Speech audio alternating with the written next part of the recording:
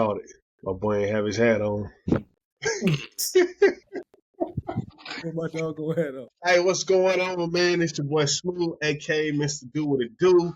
This is episode 17 of the Phone Home Podcast, man.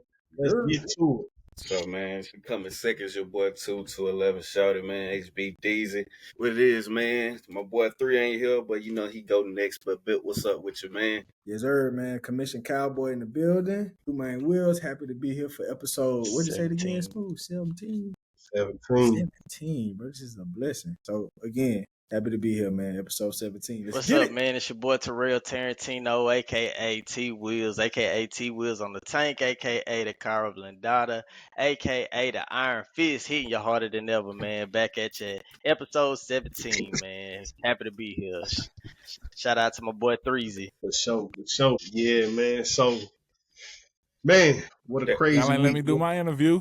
Oh shit, okay. Let me do mine. What's up? What's up? Nah, I was trying to get my stuff. Y'all can hear me though. Y'all can hear me? Yeah. we can hear you. Okay. Hold on, let me. Can I tell the camera? But this your boy Big Darren live from the loft, checking in episode 17, Phone Home. Okay. Live from the loft. Yeah. I had to work on my. I had to work on my. Hey, I had to work on mine. Y'all boys got some fire. Man, so how y'all boys doing before we get to it? Lovely, blessed, happy to be here, man. How about y'all, man? Feeling good, looking better, man. You know the word. Doing good. Hey, me and that boy too. We was talking about how now, like, you know, we you know, this 17 episodes, and it's kind of like now, like niggas you gotta start like either gonna wear the same fit, or you gotta start preparing to have new fit for Real talk. Oh, you gotta wear plain that's color. all I do. You see what I'm saying? That's all I do. My uniform is a black tee or a white t-shirt. That's my uniform. There you go. Just thinking out. You ain't got to think about Man, it. Black that's tea. what I buy every week. And go straight to it. Yep. right. Hey, mic check, man. How my mic sound, man? We good? A little loud, a little hot. Yeah. We good? A little bit lower. Now try it now. We good? Yeah. All right. Bill, say something. You sound a little low to me. Nigga, you got louder. I turned it down. Oh, how I sound? I'm straight? Yeah, you good. All right. I'm talking louder. Hey, bro, I heard that echo. I downloaded Riverside, bro. I downloaded the app too. Bro, you gotta do the subscription. You did the subscription? Yeah, I got the 3-day trial. Think about if I want to pay for it, but that damn app is so cool. Like, I'm starting to record more videos about just therapy and what I do, kind of the day-to-days of it, and being able to edit the dialogue and what you're talking about. It's like, bro, that's everything. And then it makes it so simple and user friendly. Oh, on the phone? You talking about on the phone? Hell yeah. Oh snap! I thought you talking about on a computer. I ain't know they had a phone app. Oh yeah. Riverside I got a phone app. Oh, that's fine. I'm gonna download it. So you got to record the video through the phone. I mean, you got to record the footage through Riverside, the app. Okay. Nah. So you can record it like on your regular camera, like you kind of like you do anything, like a workout video, anything, and then you import it to the app, Riverside app. Oh, for sure, man. Go ahead, send that sponsor out there in Riverside. Okay. Oh, yeah. Facts. We got an echo. I definitely hear it. Everybody do. Is it mine? It might be mine. Hold on. Right, everybody. What you think that is there? Oh, make sure everybody got it on echo cancellation. Yeah, I got that right on the right side. It should be something that say you echo cancellation. You don't got an echo there. This can't be changed while recording. Oh, mine on. Yours on? What about yours, too? What about yours, T-Will? Echo cancellation. That's what that's for. Like, so if you playing out and then what about yours, Smooth? You got yours on too, echo cancellation? It shouldn't be if it's an echo, because how y'all playing y'all's too and T-Will? Y'all playing through the headphones, right? Y'all can hear us through your headphones. You too? Okay, so it shouldn't be two or T-Will. It'd be between. It might be me though. Hold on. I don't hear no echo coming out. Let me mute and then see. Yo, yeah, it's you there. Yeah, my IT man gone. He ain't here today. Why y'all boys we got Mr. Engineer. We got Mr. Sound Engineer in this bitch. See, look at that nigga improv. I got 3 tools. Look at that nigga improv. Okay, what about now? We good now, right? Yeah, we good now. Yeah. Yeah, let's get to it. Let's get to it. Hey, so first, man, I wanna give a shout out to the Clipse just for an amazing rollout, man. From start, I ain't even gonna say it's finished yet, but it's just been it's been the word for me is elegance. That's the word for me is elegance. So yeah, I just want to give a shout out to them boys, man. I think the rollout has been amazing. The interview. Now I didn't really like the Travis Scott thing. That might have been my biggest drawback of the whole rollout. I was gonna say, you think they playing that? Cause how Jack Boys 2 dropped right in there, and then he got a line for Pusha. It could have been, and they were both on the same label. Like, they learned from the best. Kanye full of controversy, so yeah. I wonder was that playing. I don't think so. You don't think so? It didn't stick hard enough for me. Go ahead, what you do? And look, see, go ahead. I think Travis did a good job on how he responded, because you can't battle. Yeah, you know what I'm saying? If you can't battle nobody like bar for bar, just give him a jab and go on about your way.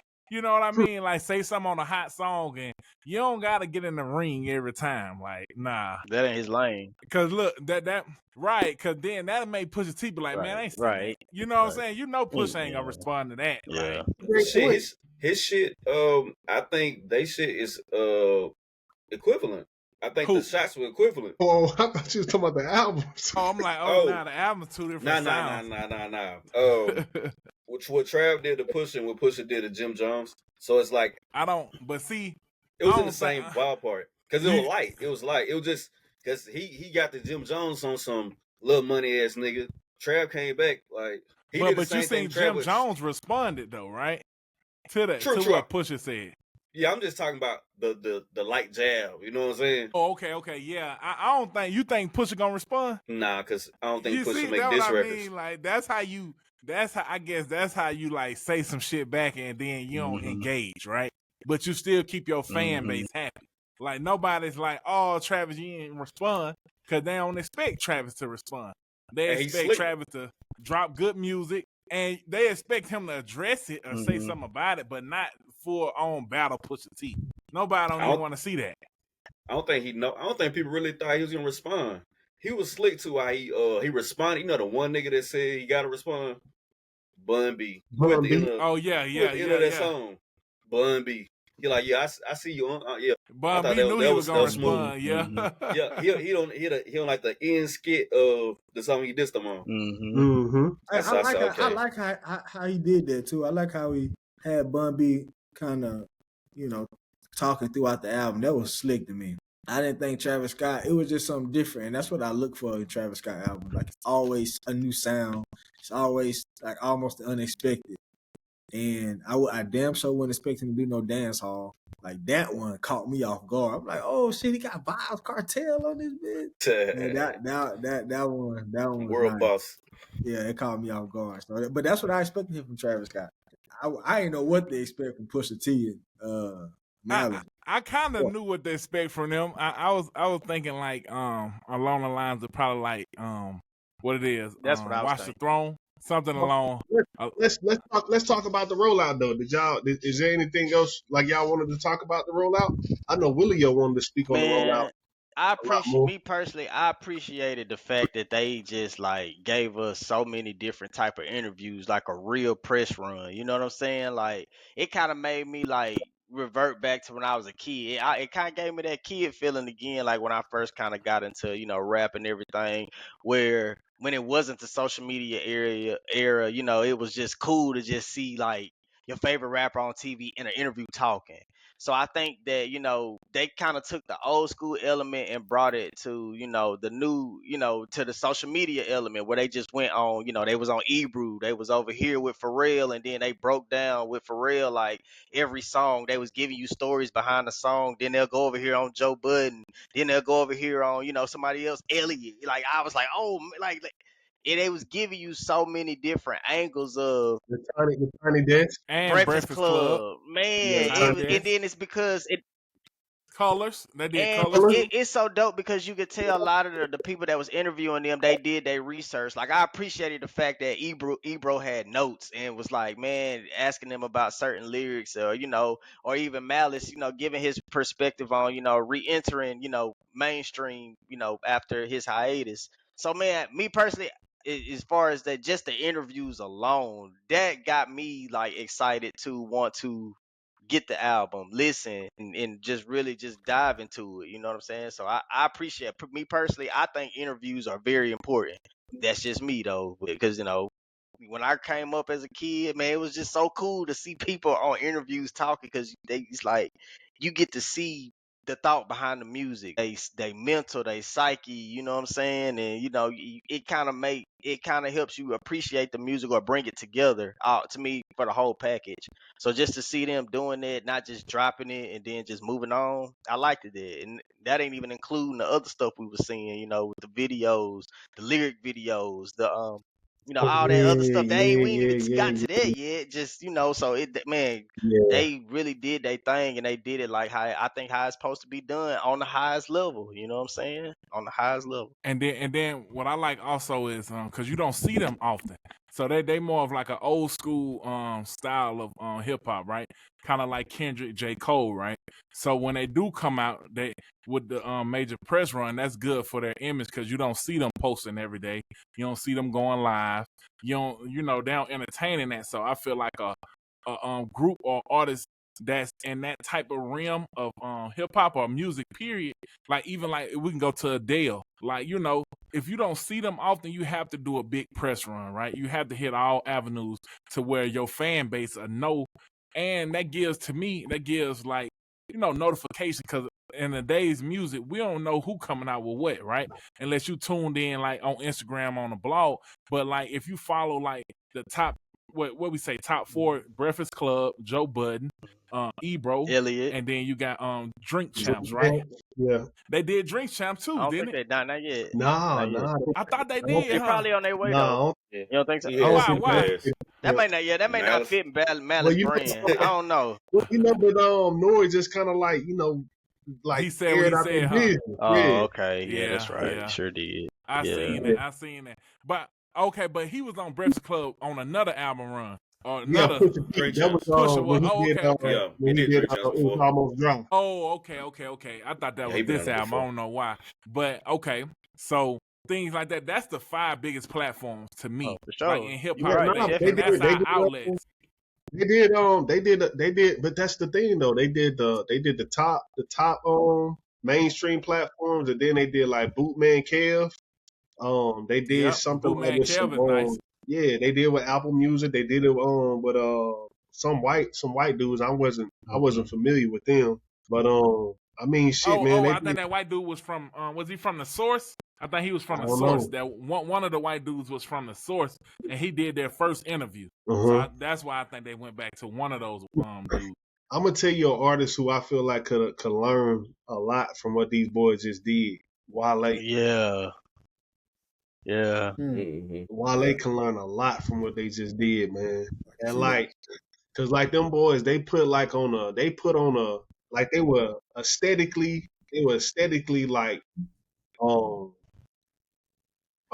together with their outfits. They matched, always clean. You know what I'm saying? Like just from a eldest perspective, like them boys just like they talk proper. You know what I'm saying? Like they did everything the right way. They weren't really on their bullshit. Even though I think Drake got brought up in every fucking interview. Yeah. You know what I'm saying? You know that. And I don't Of course, you're gonna know that. Yeah, I don't know if they tired of that or I don't know. And I like how Pusha responded to it too. Like, but hey, they you asked sure? him, they even asked him about putting Drake on the album. You heard that? You heard that question? Yeah, they asked. They say, would you feature? Hold on, go ahead too. Now you go ahead. I'm just saying his responses. I was like, yeah, I don't know if he handled it right. But go ahead. Well, nah, he like that ain't my type. I don't think he ain't like just go like I don't know. I like how he responded. Like he ain't really diss him crazy, and he just went on about it. Like I think they asked him about Drake. Say, would you feature Drake on this album or something like that? It was like why he featured Kendrick, and then they asked him, would you feature Drake on this album? he was like, no, it just don't match my style of rap or something like that. He wouldn't. He said you gotta be you say you gotta be an upper echelon lyricist Oh to get on the man, Pusha. bro. You see what I'm saying? Man, That's his response. But look, it ain't like, hey, that's how he feel about it. Man, they were throwing wild disses at that boy. Like, Ebro, he said something to the extent of like, you have a pop star who loves being in this hip hop game. That was just, the verbiage being real slick with it, Wow, yeah. man. And so you know they love interviewing the Clipse because it's like who 50 years old still rapping at this level? Right. You know what I'm saying? Other than of course Jay-Z because he got the money, but other people like you got Nas, you got the Clipse, but you don't really have a lot that's rapping to an elite level or top tier level. And Wale couldn't do this run, bro. Because look, and then don't forget, we just heard what Wayne dropped at what he ain't 40. You feel what I'm saying? Like it's a different style rap. So it's like to them back on Wayne. Hey, but you know what? Like, hey, that's so fitting that you said that because Wale actually been putting out always good music. have, actually. He just it ain't reaching people. Like even his latest stuff, he got one song that I've been listening to a lot lately. It's like it's like a drinking song. I forgot what it is, but then he put out an EP like maybe a few months ago. I don't know if y'all remember that Wale EP, and that the music on it was good. It's just like, dang, I don't know if it ain't catching on because the press he ain't. Is he with a label though? I think he independent though. So why you think he can't do a press run? Because it's high. It's high. Man. Oh, go ahead. I think I only think it's because well, I ain't gonna get on that part, but you can do if you have you either have to be in good grace or blah. He has like a negative stance about him, or like you feel me, bro? So yeah, him get on the press run with not move nobody because they like, oh man, shut up, this grown ass nigga. I don't think a press run favors for him. Yeah, because they like you already talk too much, nigga. That's what they be on him about.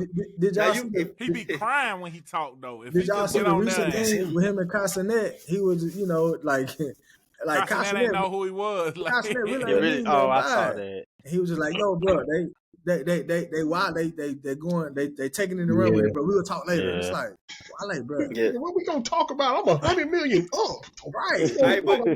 But bro, he probably I think Wale was kind of just like joking, like, man, they killing me online. Yeah. Not know this nigga is still online. It's made it get super worse. Right. I don't give a they don't feel online. Come on, that's man. funny. Because I don't think he was personal. I think, but it just is like, it just looks bad. You know, it just looks because with his rep, man, that may just be who he is too. You know what I'm saying? Like it's just Wale is one of my favorite rappers, bro. Like Wale just. I think his catalog is crazy. I mean, I know we ain't talking about that right now, but I just think he should be respected a little higher than what he is. But I think it's how he moves in this space. Exactly. Yeah, it's so funny that them MMG rappers they don't have no type of public what is it PR? PR. They don't have no type of PR. Bro, think about all the niggas that signed MMG. Darryl, your mic messed up. You had Peel. You had Yeah, I can hear you. What Mozzie signed to MMG one time? Mozzie? Was he? Yeah. Wow. Mozzie, yeah. Mozzie signed to MMG. Ollie. But my boys don't got no PR. Hey, Nipsey always but think about this: when they was at the height of when they was at the height of their deal, when they first got signed, you see how the PR was so nice. It's because the budget, right? And then as an artist, you have to also think of yourself as a business. You can't think of the label, gonna fund you, gonna push you. You gotta put your own money sometimes. You know what I mean? You gotta protect your brand as well. Like you gotta be responsible for getting a PR team.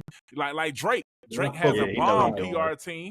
You know what I mean? Kendrick got a bomb PR team. All the artists that Jay-Z, even with Alex Spiro, his lawyer, that's part of his PR team because he speaks for Jay-Z. Like so, and then like with artists like Megan Thee Stallion, right? Her music is not up here, but her brand is up here, right? Yeah. It's because her PR team, right? And Rock Nation is keeping her in the forefront. And even though, like, cause think about it, how everybody online is like in the comments, oh, free Tory, free Tory, free Tory.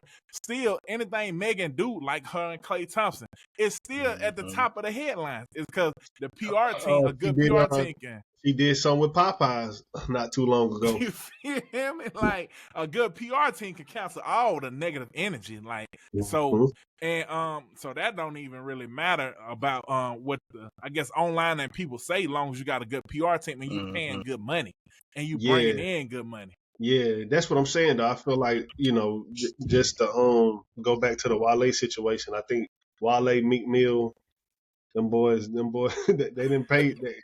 It's like they had to do it themselves. Yeah, and look, if you leave it up to them, they did it to themselves. Yeah. And it's like like MMG really crumbled they self. MMG and really then look, crumbled. I'm gonna give you another one too. I'm gonna give you a better one. Think about where they are from, and think about the mentality of the people where they are from. Wale from DC.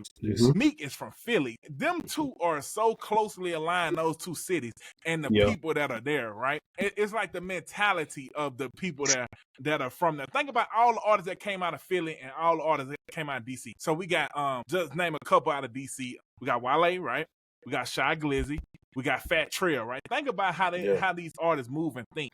And out of Philly, we got Benny Singles. We got Gilly did a good branding because of his cousin, because of Wallow.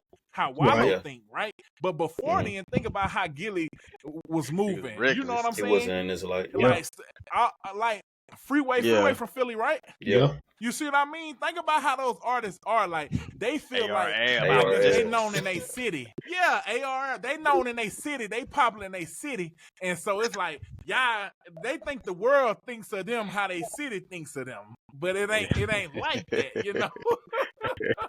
And no, AR has to be one of the funniest niggas. Bro, sometimes I'm not kidding. I turn on his videos just to laugh sometimes because that nigga be like, I seen them do it. Like, he was so serious. I was like, man, this.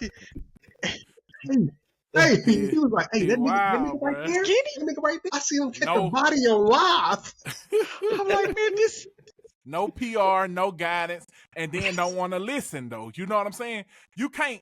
What can a Jay-Z tell AR or Benny Single? You can't tell them nothing. You can't tell them nothing. Like they gotta live and learn, and still may not learn. You know what I'm saying? Right. Like I still don't think Benny Single learned. Like I think he calmed down, but I still don't think he learned. Right. And see, that's what some. Go ahead, T. Will. Go ahead, too. Oh shit, I think that's what helped. They were both detrimental to themselves because they was just imagine at the height of Young Money when Nicki and Drake was going up, they started beefing. Now it's tension within the label. The ship sinks. Now both y'all are kind of dwindling. Bad, kind of good and bad comparison because they music so far. But Meek and Wale was beefing while MMG was starting like, oh shit, this prominent front. You got the two marquee artists beefing. You not MG. Nah, both it. It'll look a lot better right now if y'all had on the same jersey. I shit, you can't tell niggas that. You so high in the moment. You so high in the moment, nigga. You might simmer down, my nigga. And then it's where they from. It's the mentality where they from. Like DC and Philly are the top, I guess you could say, Muslim cities in America, like for black people, right? So the people in the mentality that they like, they think they harder than life. Like they think they're more blacker than black, if that makes sense, right? Like black Hebrews and shit. Yeah, you know what I'm saying? Like they think they the blackest of the black. Like, it don't get no harder than Philly. You don't get no harder than DC. Like, and you got stories like, I know The Wire is not in DC, but it's in Baltimore, right? Baltimore. And then you got like people like Wayne Perry. Like, like when you hear stories like that, like, and so they just think they harder than hard. Go back to media training and stuff like that. Just like they need that, like, especially if you fresh off the street. But see, this is the thing though. From a label standpoint, because people are getting hot without labels, the labels want to invest in you if you are, if you already got something going on. You know what I'm saying? But if you ain't got no, I don't think it's. I see what I'm trying to get at is I kind of see why labels don't invest in it, because they kind of expect artists to come with a certain, a certain package, with numbers and all that stuff like that. They really don't focus on artist development. I guess is what I'm getting at. So and that's what it was. That's what it was about back in the day. You not only did you have to your package, your brand had to look right. You had to get on TV. They probably taught you how to answer certain questions, or even how to dance your way out of a tough question, perhaps. You know what I'm saying? Like now, right. No, niggas go that's on part of Vlad. They be like, nigga, I shot a nigga. More freedom. You know what I'm saying? They just get to talking. Yeah. and be in jail. You feel me? Yeah. Right. I think them days are with since out of Rico and shit like that. But I think a lot of niggas like the PR shit. I think it's like niggas were playing double dutch with them because like the edge is what got them there. So it's like it's hard to tell. Like damn, but because we cut the edge off, nigga, we might go back to zero. You know what I'm saying? Mm-hmm. Especially like nigga like me. We know me. When you first time you see me, dirty head, braids, rapping on the corner. You know what I'm saying? So I think maybe in the pickle with that. Yeah. Well, I mean, it all goes back to the Clipse. How were the Clipse able to make it to all the way to now? They came from a time period not talking. They come from a time period where people was like, they had development. You know what I'm saying? Like before they even got with Star Trek, they had a album that got shelved. They was already kind of in the groove of of being a professional artist. What's up, man? What's up, bro? You want me to turn the TV channel? No. Watch. All right. I'll be right back.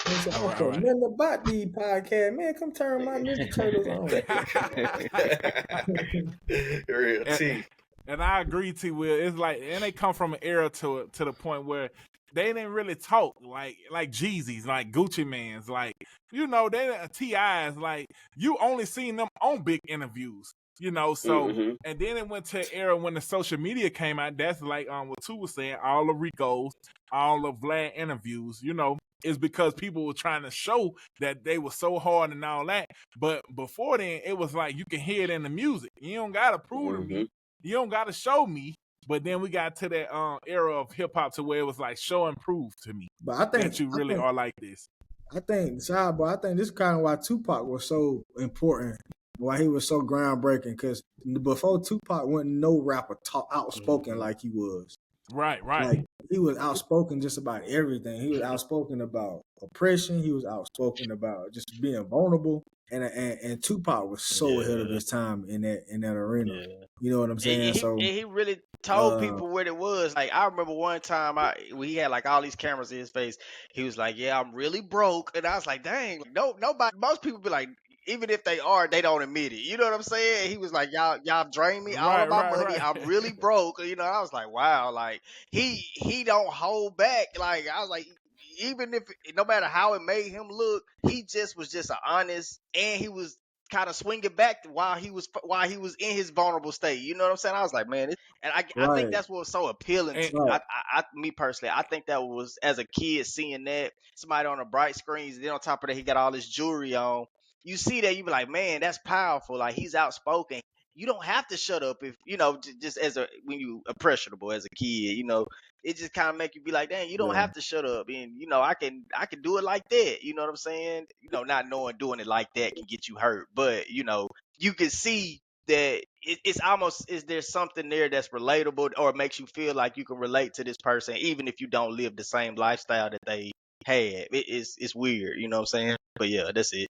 And I agree with that too. Like with Pac, right? So before Pac, right, it was just you would hear it in the music, right? But when Pac came out, you heard it in the music, and when you see him on interviews, you see him doing that, right? Like so, we're like I'm gonna give you for instance, right? NWA, right? It's they got F the Police, they got Straight Outta Compton. But when you seen them on interviews, they were very proper, very put together. Man, these niggas was talking proper, and I heard Dr. Dre was sophisticated in the Jerry curls. It was like cool back then, but it wasn't gangster how you look at Pac. Yes. Right? You hear Pac music, and then you see Pac coming out of jail, spitting at the camera, like just he really was living his element, right? A lot of folks say he got like that when he got older, but it don't matter because when you seen Pac, when you heard Pac, he was the same way when you heard the music. Bro, it's the same thing happening to Drake, bro. That's funny. Thank you.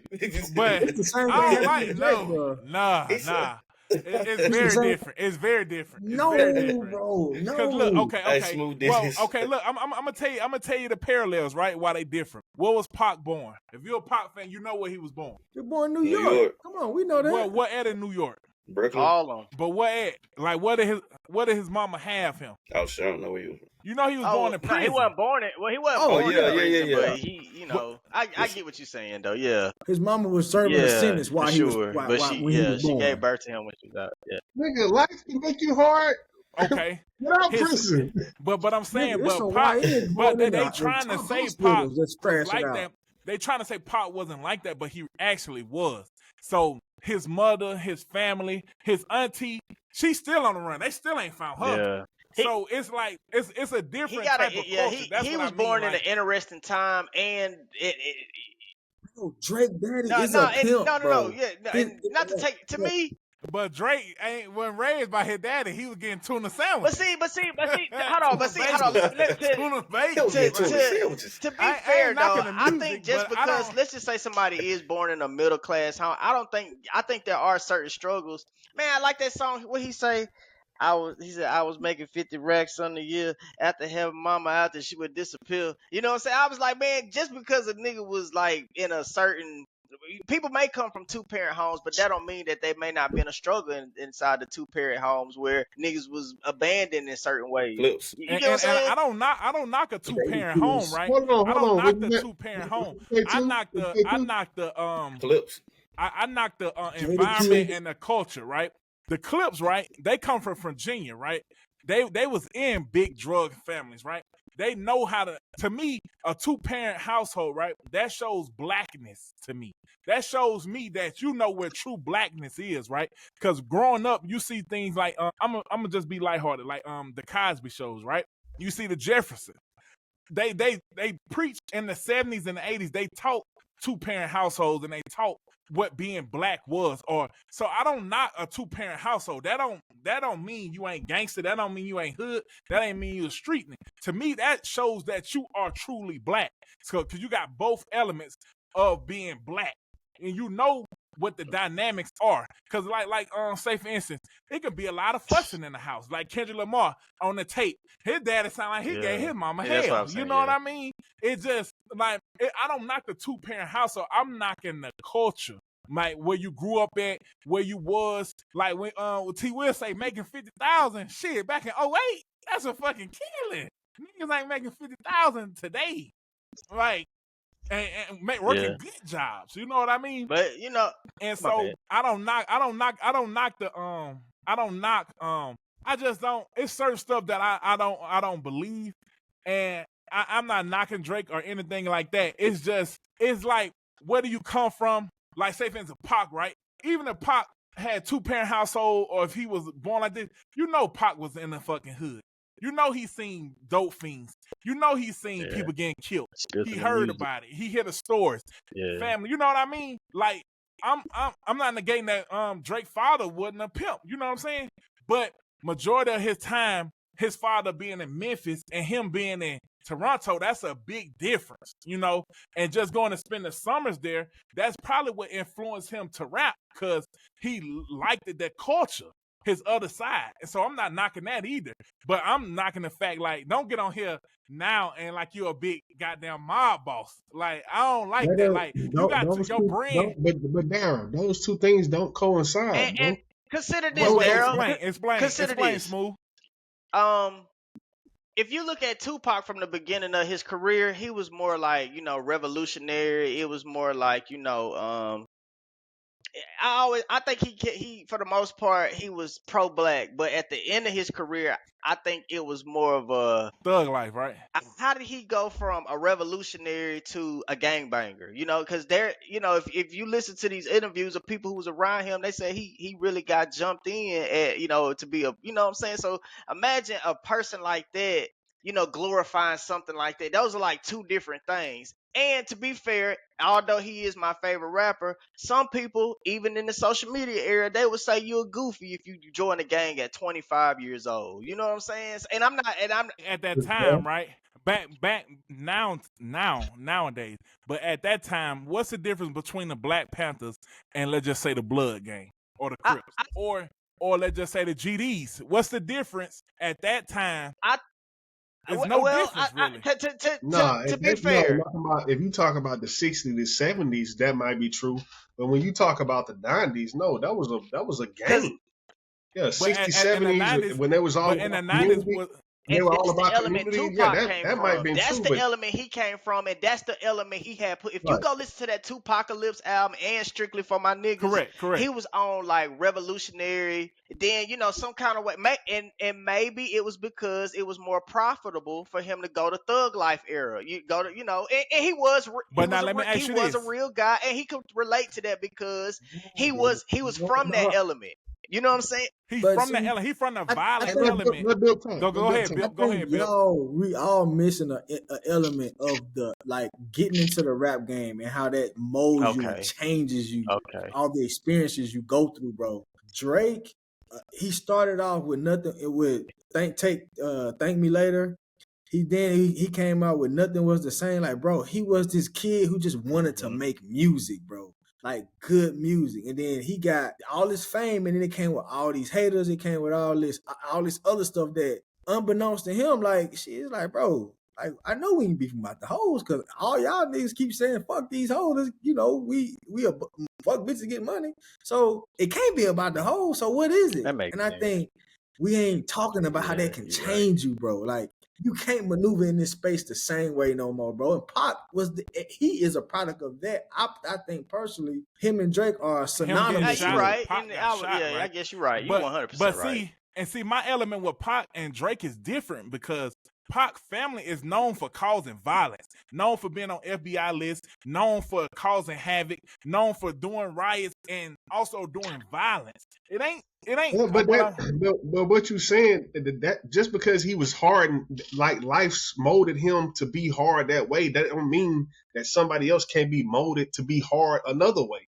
Like how you saying it comes off as it's only one way to be a gangster. It's only one way to be a solid nigga, and that's not true. But my thing is not being a solid nigga, but not being a mob boss, not being okay. So Drake, by Jay Prince, he founded by Jay Prince. So what? Jay Prince is the mob boss, right? Drake is not the mob boss because we heard stories about. I ain't gonna say we heard stories about Jay Prince putting in work, right? We seen this. But the person who signed Drake, Jazz, he ain't put in no work like his daddy did. His daddy is the element of it. But what I'm saying is, it don't matter though, bro. It don't matter how much. It don't matter how much work you put in. That's just like why doesn't it? Because, bro, we're not telling the white mafias that it matter how much work they put in. But if you come up, think about the mafia, right? Think about the white mafia, right? Or think about El Chapo. El Chapo don't get to the top of the ranks from not putting in work. A mafia boss don't get in top to the ranks from not putting in work. You get to the top by being a good earner and being innovative. Everybody else around but how do you earn though? Everybody else around you are foot soldiers. Yeah. Everybody else around you are foot soldiers.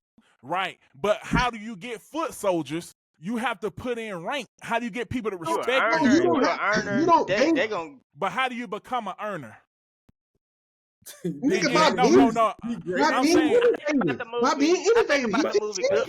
No. I'm talking about the cartel or by a mob boss or by any street gang, whatsoever. You have about this is very from a street mentality, boy. The mob boss. Gates is a mob. Yeah, bro. All these niggas like mob bosses, bro.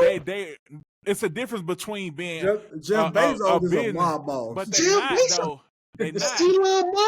not though. They not. In public perception, they are not. You're saying because they have money. You're saying they're white. But that don't matter. A mob boss does crime, does criminal activity, run criminal enterprises. Bro.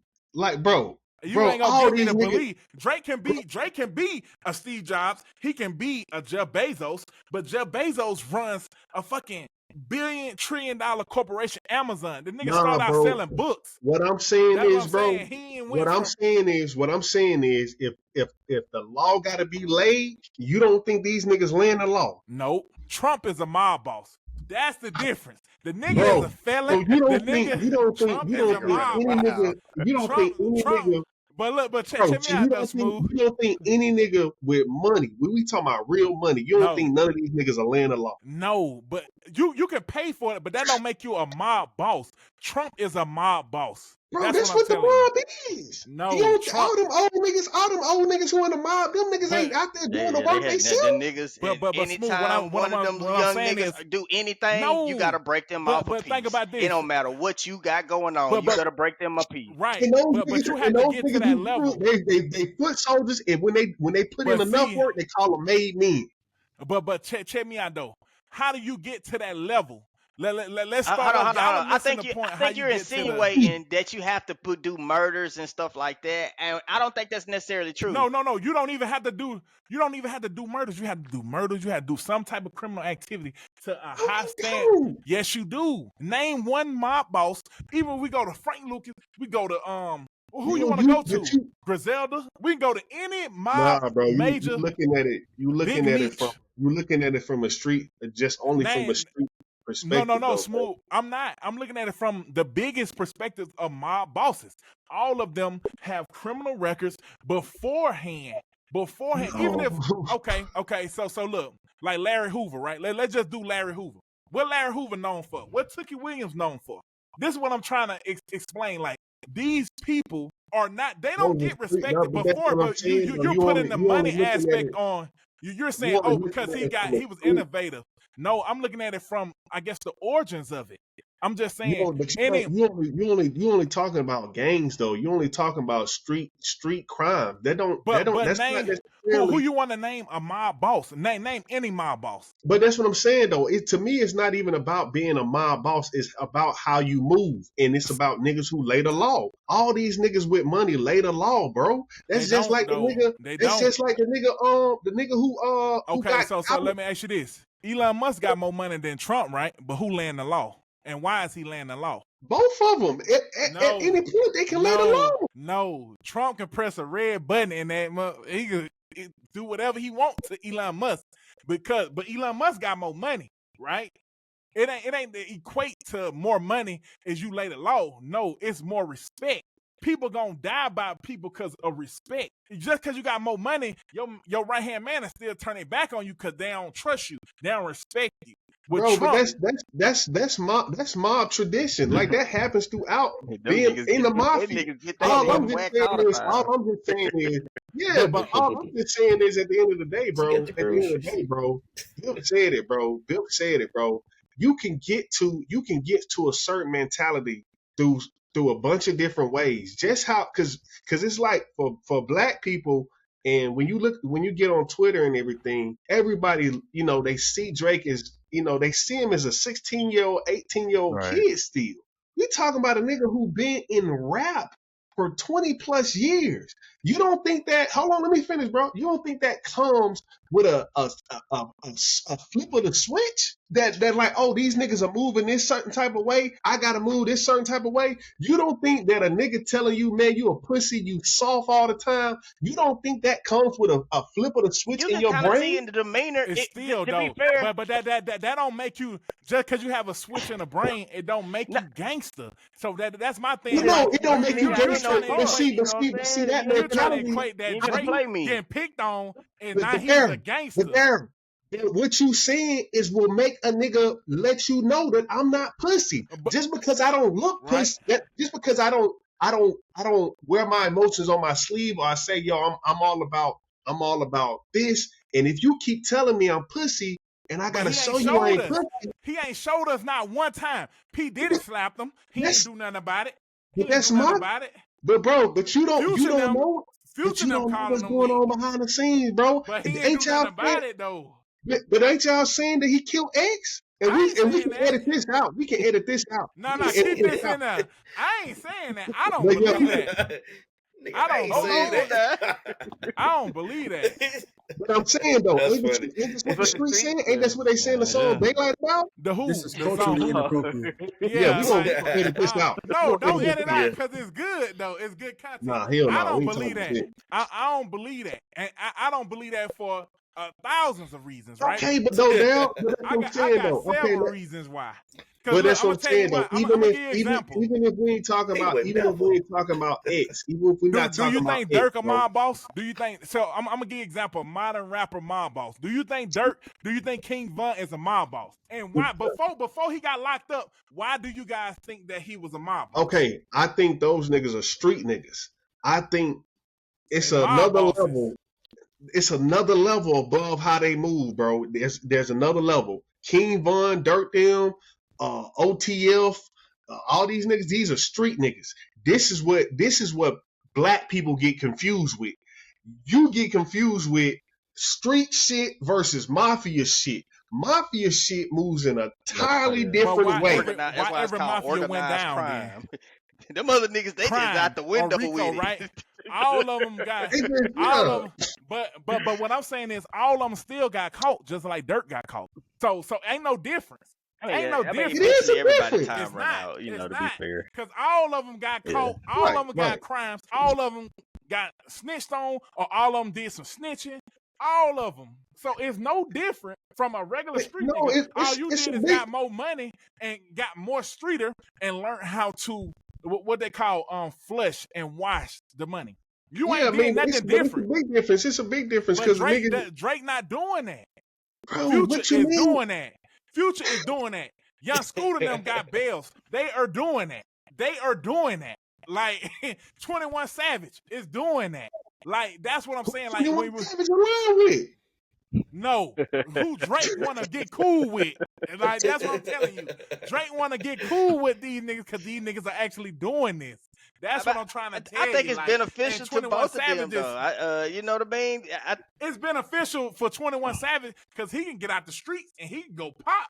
It ain't no benefit for Drake. I guess Drake want to have street cred, but nobody is gonna believe that because it's not. To me, I think he play his role though. I don't really see Drake as a gangster or a mob person, but I also don't think he a punk either. You know what I'm saying? Right. I don't think he no punk. Right. But I'm saying don't go out here and say you this big mob character.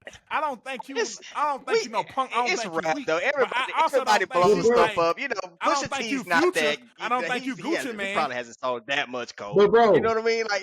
But I guarantee you, he probably sold enough to. T.I. said he sold all these drinks. I'm sure they'd have put a little extra flavor on it. You know, they put extra on, but they did it though. They did it.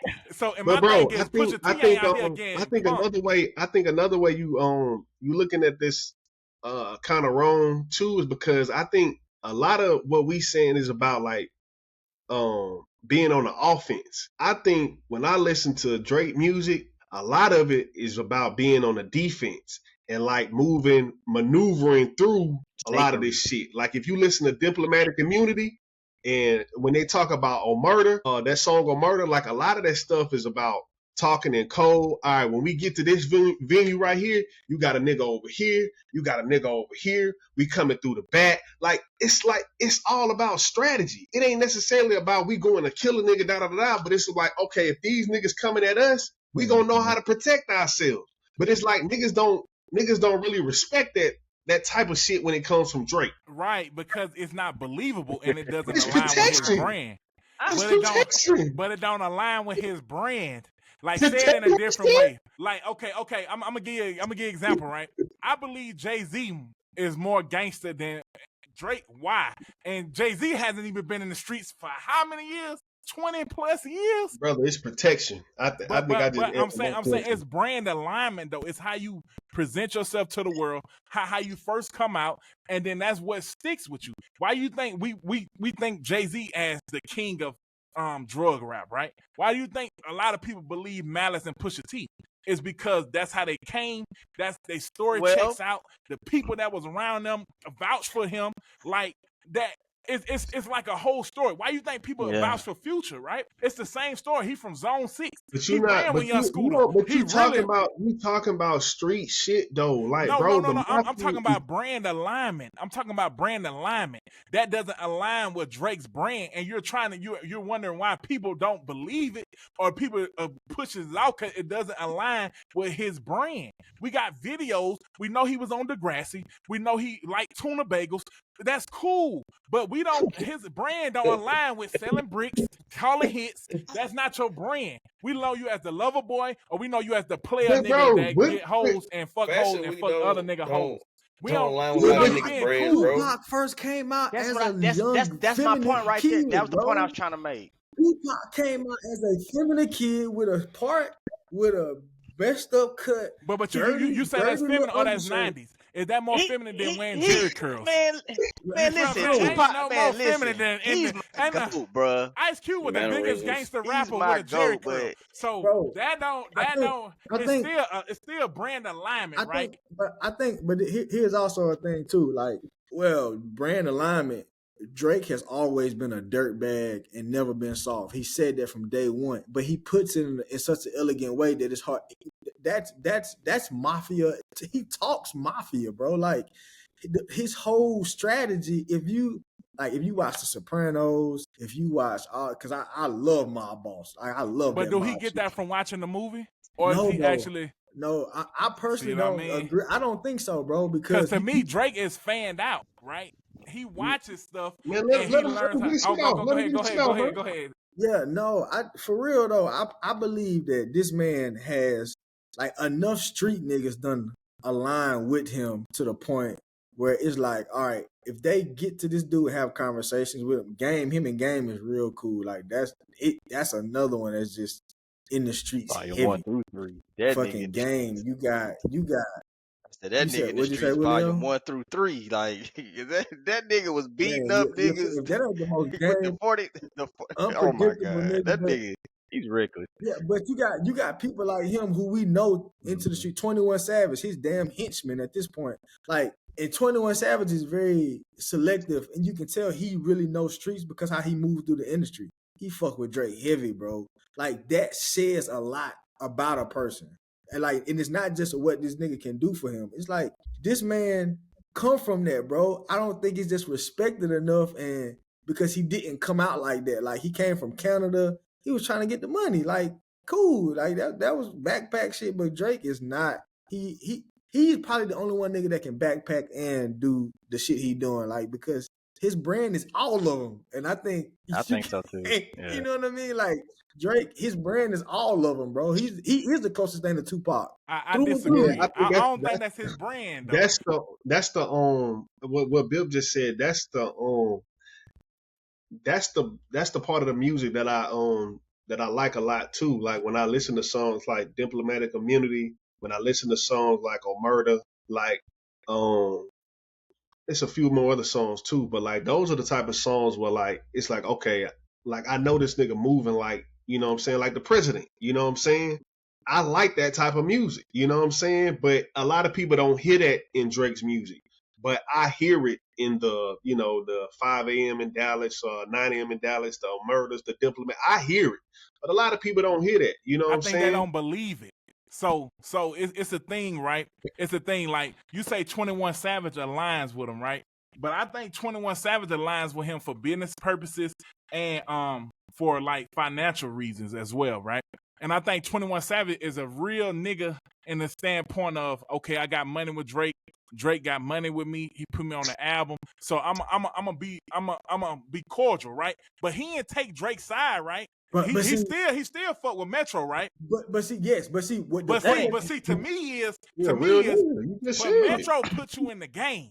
But the point is, I don't respect that. I don't respect that. Here's the point. Two-sided ass. He a slime ball. He letting you know he a two-sided ass nigga, and that's the streets. Here's the point. Because he is great at what he do, you find innovative ways to. That's his putting in work. If you are so good, bro, and I can just touch you and be a part of your brand, then yeah, man, what you need, bro? Like, buddy talking shit. Like, yeah, I'm gonna put that fire on his ass. Easy. It's like, bro, that's how you put in work because to a certain they extent, capitalize on your earnings. They capitalize on you being a great person. I'm gonna tell you the difference between respect, right? Michael Jordan is a mob ball, bro. Michael Jordan, he snap his fingers and something gonna happen. But check this out though. Why nothing happened to Metro and Future, right? Because it's a level of respect. 21 Savage, he know for a fact he ain't gonna cross Metro and he ain't gonna cross Future for no Drake. I don't give a fuck how much niggas stay quiet the whole What is time. supposed to happen though? What is supposed to happen? If that's your man's, if you riding for him and you run zone 6 like you say you do, but you don't. That's what I'm trying to say. No, I don't think nothing's supposed to happen, man. It's a level, but it's a level of respect, right? If anything, something supposed to happen to Drake, right? No. Drake is the one that's mad. Atlanta. Like, okay, so when Drake was beefing, okay, so Drake is the one that's mad, right? He's the one that's brand is being hurt. His image is being hurt, right? So you want some revenge on these niggas. You for sure want revenge on these niggas. For sure. That's just like human nature. And so my thing is 21 Savage, he's cool with Drake, but he respect Future and Metro. He ain't gonna cross Drake for Atlanta shit. And the game, gangster's a motherfucker. He ain't gonna do shit to Kendrick. He ain't gonna do none of that shit. He ain't gonna cross. That's what I mean. It's like you a mob boss to a certain extent. Why the game got so much credibility? Why he ain't gonna check Kendrick for Drake? Because he can't do that. Because Kendrick really from the element. Kendrick got respect from with the whole Westside Pyru. That's what I'm saying. Like, it's a difference. Hey, Two, go ahead and say what you finna say, Two. With the whole West Side against Drake, for that nigga to stand up on be mutual with Drake, like, nah, that's the homie. But they don't respect Drake to me, bro. No, they don't respect the game. Easy. So Westside Pyru, Westside Pyru don't respect the game. You know that. Okay. You know that. They don't respect Whack 100. They don't respect, and Whack 100 ain't say shit to Kendrick. He'll say shit about all the other niggas, but he know not to cross Westside Pyru. Why? Because it's the respect and it's the level of integrity they have for Kendrick Lamar. That's the difference when you grow up. And even if Kendrick Lamar ain't never did a hit, never sold no drugs, all this shit, why these niggas respect Kendrick? That's what I'm saying. Like, it's a different level of where you come from and who respect you. Why Atlanta respect Future the way that they do, and they ain't gonna turn their back on Future? It's the same thing. That's what we saying. 21 Savage can be cool with Drake, all this shit. All these niggas can be cool with Drake, but when it come to a certain level of respect, and when you built from the ground up, and these niggas see that, they ain't gonna cross you. It's just like a lot of people, Atlanta ain't gonna cross Gucci. All that shit, like it's just the respect that you get. Drake niggas ain't crossing him. Oh, what you mean? That's what I'm saying. It'd have been so easy for Savage. No. I'm saying that, but I'm saying but Savage should have took Drake's side.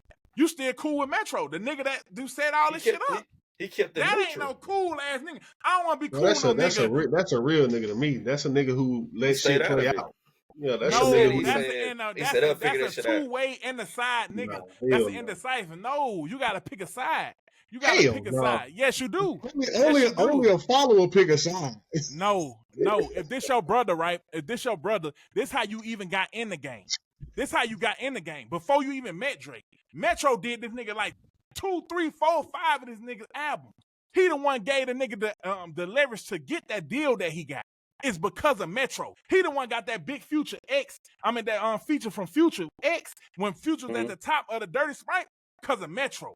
Like, okay, so why Metro still fucking with 21? I don't think they still fuck with each other. I think it's like cordial, but I think 21 is an old indecisive ass nigga. I don't think Future fuck with 21 like that. Well, they weren't fucking with each other before that. Right, because of Metro. And I would like to see what transpires after this. Because I'm like, I don't like nobody like that. Like, Metro puts I got respect for somebody like 21.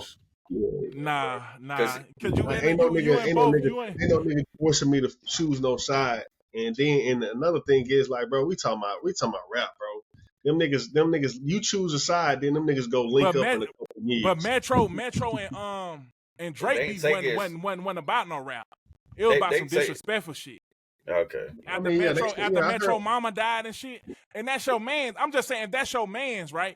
If that's your man's, that ain't how you ride for your man's. Well, that's what I'm saying, though. Don't nobody really know the extent of that story, how it played out. So if 21 decided to do that, because after the interviews I done heard, and the music I done heard, I feel like 21 is a solid nigga. So from how that story is, how I heard that story, it gotta be some shit that we don't know or something was misunderstood. You say that's a solid nigga. I think 21 Savage. This is the point that I think we missing. You say a solid nigga. I think 21 is like a snake, a slime ball, like he'll cross you. Right. That's what I'm trying to tell you. All the That's niggas what was- I'm trying to tell if you you. gonna call him You a snake, saying nigga? solid? Like I think the nigga is a fucking like a triple cross. Like he a triple cross. That's how I think Savage is. Savage gonna play it cool. He like, okay, perfect example. He like Curtis Snow in the Bluff. That's what type of nigga 21 Savage is. He thorough. He's a street nigga, but he's a Snow in the Bluff.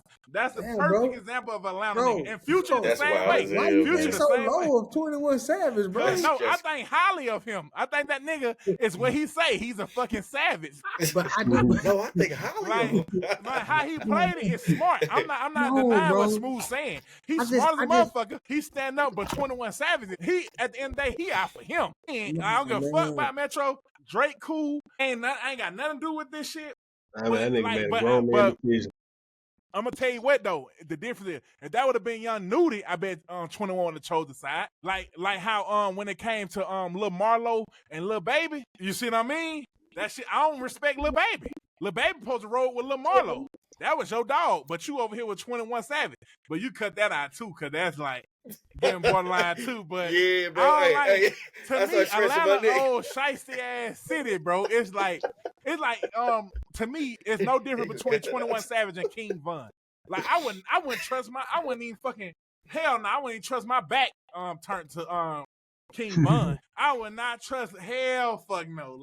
That's how I think 21 got that same energy as just like King Von, but just a different area, different city, but same energy.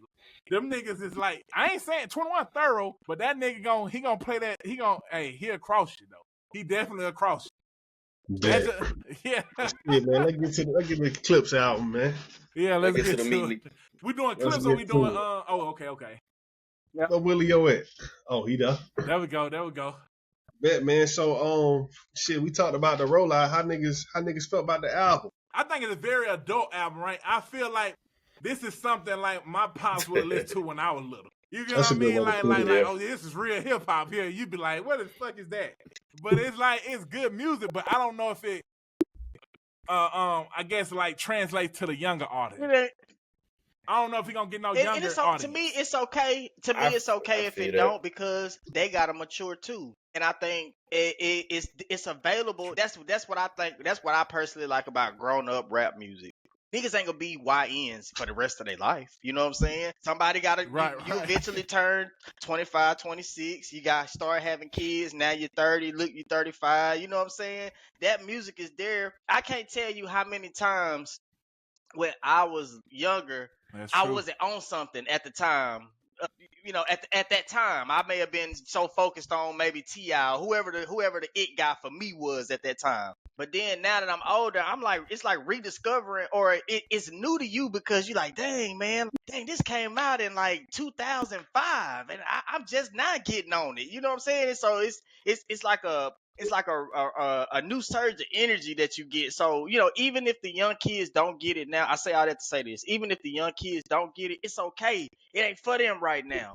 But they have to get older, they start having kids, they become they become all that eventually, you know what I'm saying, if they lucky.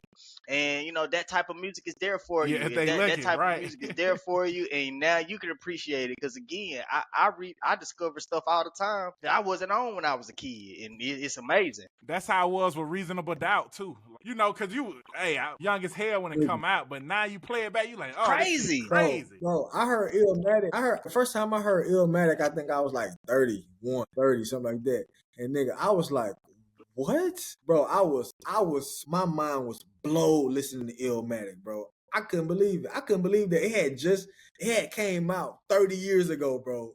Like, oh yeah, you listen to a young 19-year-old say the things that he say. You know what I'm saying? It's when you discover it for the first time, it's like, and niggas be like, oh, we been on that, but it's new for you. You know what I'm saying? I think that's how these boys. Right. Yeah. I think that's how these boys catch a second win because, like for instance, you got Nas. He was at the time Fabio was hot. He did a song. He did a song with Fabio, which Nas is still he's still the nigga, you know, he's still highly respected. But when he introduced or standing next to somebody that's cool, that's seen as cool, the new guy who's co-signing him, like, yeah, man, this big and it looked good for the young nigga too, because he's standing next to the legend. Same with Clipse. Now, me personally, I'm not a big Tyler the Creator fan, but I understand that that, you know, by them standing next to the Clipse and vice versa, it bring a new look to everybody, and it make them look cooler, you know what I'm saying, because they tapped into the young generation. And then by Tyler being, you know, into the Clipse, you know, that make his fan base, who probably never listened to them niggas before, you know what I'm saying? So that was very interesting. yeah, that pick that was that's very not my interesting. favorite feature. That was but, the most you know, interesting pick of the album. The Tyler the Creator. I'm not really a fan feature? of Tyler at all. That was very interesting for them. That what you're saying too. The Tyler Creator feature. For their brand to pick him, that was very interesting. That's all I'm gonna say on that. But that was very interesting. Why? Hold on, say that too. I just okay. I get what you're saying. I think his brand aligns with Pharrell brand too. No, so for sure. But them niggas to be set concrete. We stand on what we stand on as niggas. That's I'm gonna leave that though. And he damn, I almost said it, y'all. He Hey, clip that part too. It is what it is. It is what it is. That's a very valid point. You know what I'm saying? You talking about a nigga who done played with his sexuality, aligning with street niggas? What they do that? Yeah, they do that in 2025. Right. And you know what's funny though? Hey, but look though, I don't know if y'all caught this. So I think they asked him. They asked him about. That's funny. Somebody said for real line with Tyler Creator. Oh, I said that. But it was funny because Pusha T, he kind of like tried to make it seem like Tyler the Creator was fanned out, and that's how he got the feature. Because he was like, man. He's the biggest clipster, man. He's the biggest clipster. So what you saying to kind of make you think like they was going for a bigger look, but he knew that this nigga really wasn't supposed to be aligned with their brand, but he want to make him seem like he fanned out. And that's how he got on the album. And he respects the Clipse brand. But look, okay. That's a good pivot point, right? What do you rank his verse on the album? Okay. Out of all features. Well, so I mean, to me, POV, that's the best song. That's the best song on the album. To me, POV. But Tyler Creator his verse, it was like, I mean, that shit was so PG-13. They could have did without him. They could have did without him. It was bars, though. I'm not trying to go. He warmed up. I think after like the 6th or 7th bar, he caught his smoke, but he had a short verse anyway. It was too late to catch you. Nigga, this the 100, this the 40-yard dash. You gotta, you know what I'm saying? 60 meters. Yeah, like the nigga, like, I was so mad that he dropped the beat on that. I can never bitch this shit. Fucking me. I like that boy. I like that. They could have did without him. Me personally, I'm not a fan. It's a joke though. Not a fan. Okay, nigga. You're not a like, fan. I thought that verse was so PG-13, bro. I thought that shit was so PG-13. It was unnecessary. I think the niggas was trying to go for a bigger look, a bigger audience. And yeah, I mean, you could have gave it to Benny the Butcher. One of my homeboys said ESTG. Benny the Butcher, that's more on brand. You know what I'm saying? You could have gave that to a real nigga trafficking in this shit. If anything, to me, that was supposed to be a Griselda feature. Belly Gang. You know what sounded good on that album, bro? Hold on. Who you say what now? Belly Gang Clipse would have sounded amazing on that Clipse album, bro. Nigga, that sounded good. I'm gonna tell you the song I liked it the most. The content crate was FICO. About Tyler. FICO was. Ooh, that hook. Yeah, Who's that doing that hook on that song? That Stove guy. I think that's Griselda. He not Griselda. Yeah. Is he Griselda or not? He aligned with Griselda. I think he might be more aligned with Black Soprano family. And that's kind of like Benny the Butcher situation. Yeah. Oh. Yeah. Hold on. But ain't Benny the Butcher Griselda? Nah, he not Griselda. Hold on. I thought Griselda was Benny the Butcher's label. Nah, hell nah. Hell Yeah, nah. he was Griselda. No, You remember that too, No, Griselda is on Conway. The three of them or no? No, Griselda. Hold on. What's your boy name? Conway. No, not Conway. Okay. Westside Gun. Well, okay, Griselda is West Side Gun shit. That's his shit. That's his imprint. From West Coast. West Side Gun. From the West Coast. He from New York. No, the nigga from Buffalo. Oh no, I'm thinking somebody else. Okay. Yeah, Griselda. That's his whole imprint. Damn. And him and Conway, they had a situation, but Benny the Butcher, he talk about it all the time. He came in on the back end. Hey, you really doing some hip hop lessons right now. Cause I swear I thought Conway and Benny the Butcher was fucking Griselda. But that's Griselda is West Side Gun. That's his label. That's his label. That's his label. They just fuck with each other. Right, and them boys was signed to it, and they got out the deal, and then Conway and Benny was signed to Griselda. Yeah. Oh, okay. He said it on the he just said it on the summer song he just did. He was like, I threw West Side Gun 100K once I got out the deal and some shit like that. But nah, that's completely West Side Gun. Hey, that's some great branding. Cause look, that just go back to the branding thing, right? That's like Meek Mill and Wale. They'll never get away from MMG type shit. Like it's like, damn. Like we the still say that Griselda, Griselda, He was like Black Soprano. I'm like, what the fuck is that? Like, okay. I mean, but see, that's like, I don't know, man. Like, bro, I think in some weird way, bro, I feel like, and y'all boys probably feel like this too, but like Coke rap is like the most inspiring rap there is. And like for a nigga who hustling, you know what I'm saying? So like I listen to that shit like more than anything. Like Benny the Butcher. When Jeezy first came out? Yeah, like Benny the Butcher, like when Jeezy first came out, he used to be like, I tell them straight drop this and zip like that, right on the weight. Even if you never lived it, like I'm gonna tell you a perfect line. Jeezy got this song. He said he put the seatbelt on. Vip, you know what I'm talking about? Locked up. Like first show, you see him in the car putting the seatbelt on. Like nigga, we about to go make this money. Like. And it's so funny because I never lived that life ever in my life. But it's like, it put me in that mode. Like, yeah, nigga, like, get money, nigga. Like, Look, you even sound like Jeezy. Like, It's crazy. It's crazy. Hey, bro, have y'all ever heard of the New Dallas? New Dallas. Hold on. New Dallas is the group, or you talking about an album? Nah, it's a group. It's like a movement. Hold on. Old boy from New Dallas. What's his name? Tall, light and tall, dark skin, skinny dude. Damn, what's his name?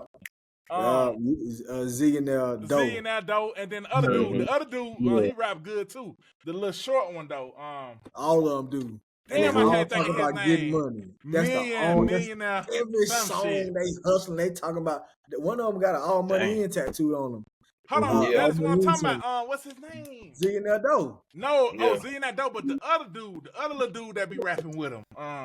Damn, y'all don't know the little dude. It's my first time hearing them. You don't know them. Nah, y'all gotta check them out though. I'm gonna check them out. Niggas hustling To me, that's what Wayne was doing his business. He just rapped about money. Montana, Bill. Montana. Yeah. Let me see. But yeah, nah, that's just back to that point. Like Montana 700. Yeah, nah, Tyler the Creator, he didn't fit that song. And I just feel like it could have been He shouldn't have been there. I think Tyler, but look, if you after that 6 bar, he pretty good, and I think his bars was the second best feature on the album. Second best. And his Go listen to the first 4 bars again, bro. His fan base, what'd you say too? Go listen to the first 4 bars again. I hated that feature. This don't fit. But his fan base, and if you seen the reaction, everybody was like, "Oh my God, Tyler killed this shit." The fans aligned with this shit. Now he said that the doors open up like a stir. Hey, like I didn't like it. But look, it was sliding though.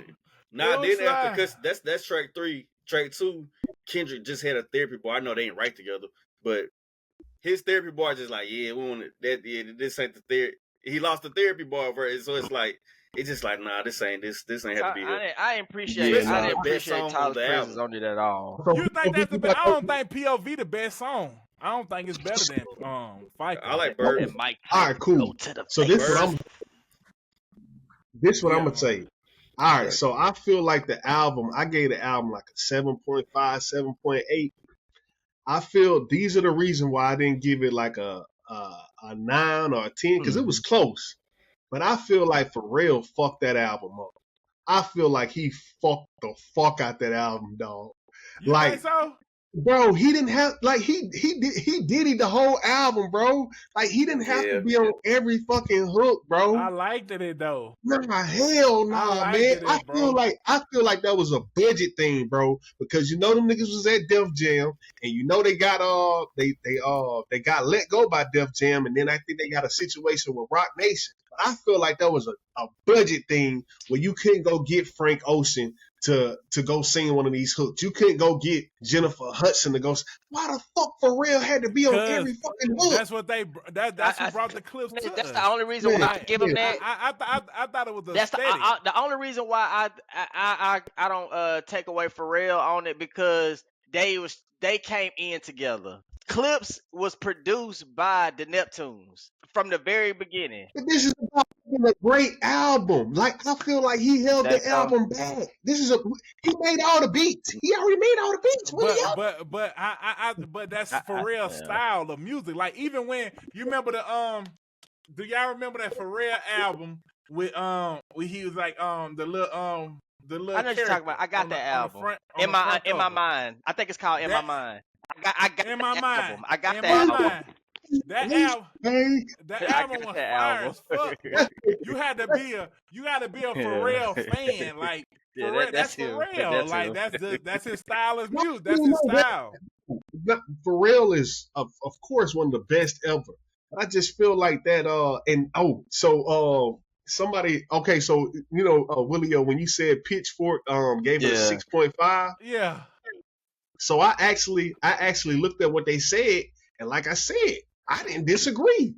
It says holding back the comeback is Pharrell. In 2025, everything he touches feels so corporate, a far cry from the stargazing sound of the Neptunes and NERD. He was never an amazing singer, but his imperfect falsetto made songs cool. That's not the case here. The choir effect of So Far Ahead, oh my God, that shit was so trash. He's emotionalist and twangy, and his twangy melodies on Chains and Whips belong in something, the heavy-handed musical sequence in Sinners, but not behind Pusha bragging about behind his watch collection. I was just about to say this, Sinners. Right? That was a Sinners I was song, just about bro. to say this, right?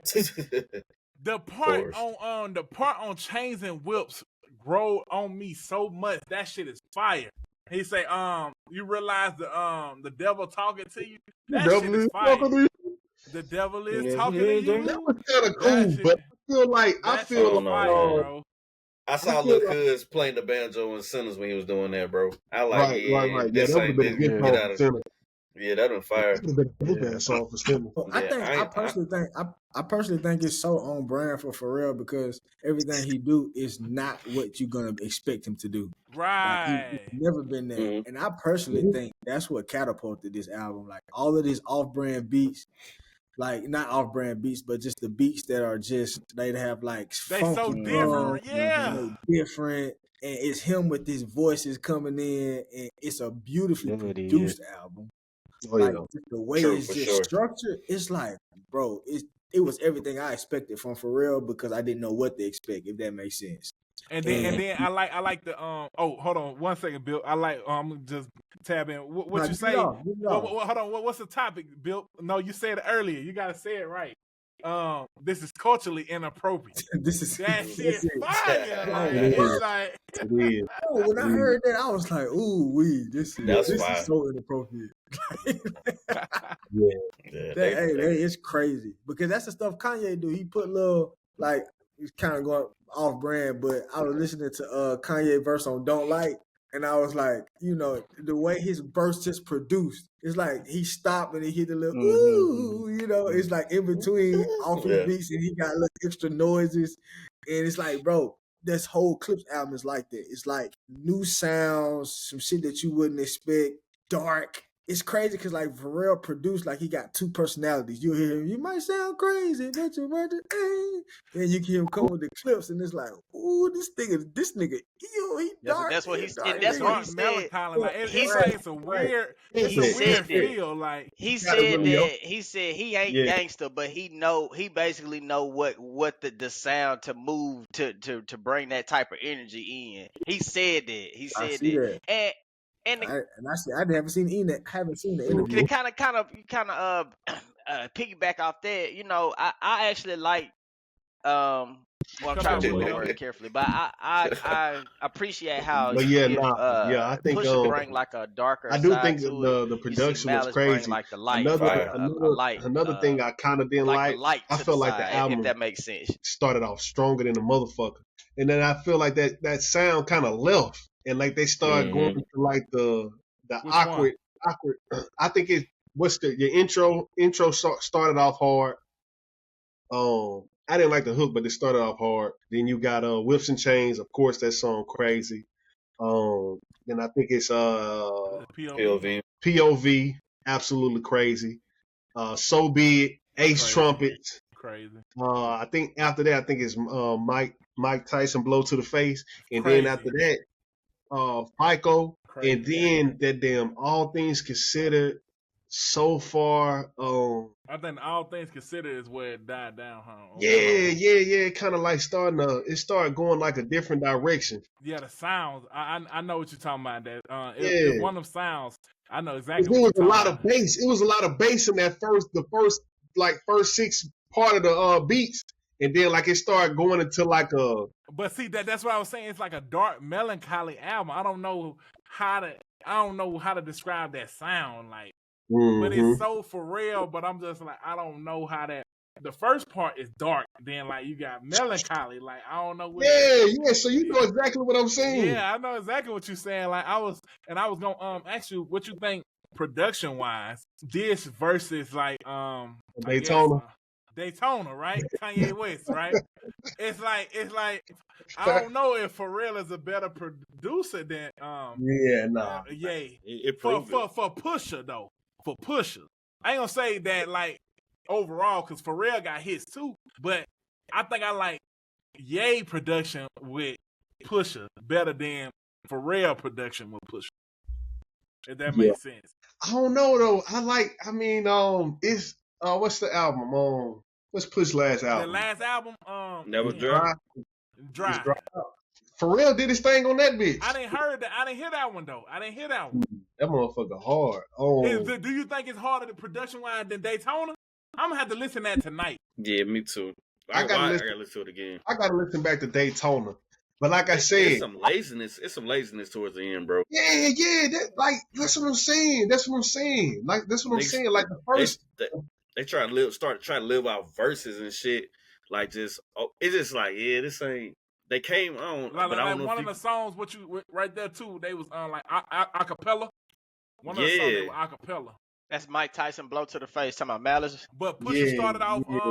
Pusha started off acapella too. I think Malice did. I think both of them. They both verse. Malice came in acapella. No, hold on. Who went first though? Who went first? I think Pusha went first. I can't remember.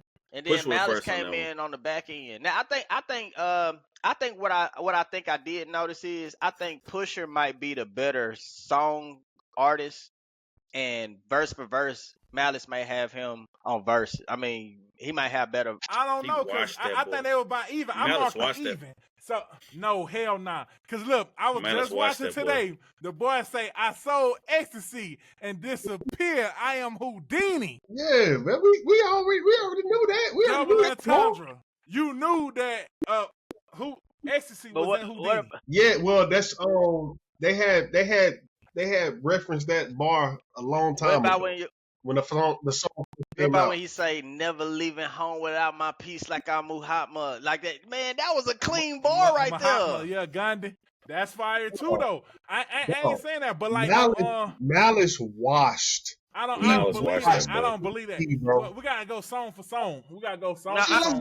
I think the birds don't sing. I think let's go song for song. That's my favorite song. Pusha got him on that one. The way Pusha painted that story of how he. Hey man, nigga, Malice painted it way better. I like how Pusha.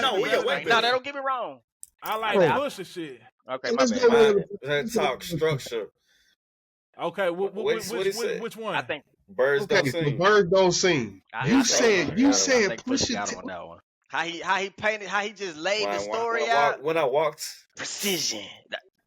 I like that. That's first the first track. Right? They street. No. I like that song. I don't think he laid the story out better. Like his enunciation, maybe. Like trash. If we being ready. I like Push on that one. John Legend. That was the perfect. That was the perfect hook. Perfect hook. No, that's fire, bro. Look, Smooth. When I first heard it, I was like, man, this shit is. I'm like, what the fuck is that sound? But after I listened to it about 3 or 4 times, that shit, bro. I thought that was a good hook. Birds don't sing. I mean, no, okay. So this. Imagine if when he found bass in the cupboard. I said, man, you got it. Bro, mine didn't work.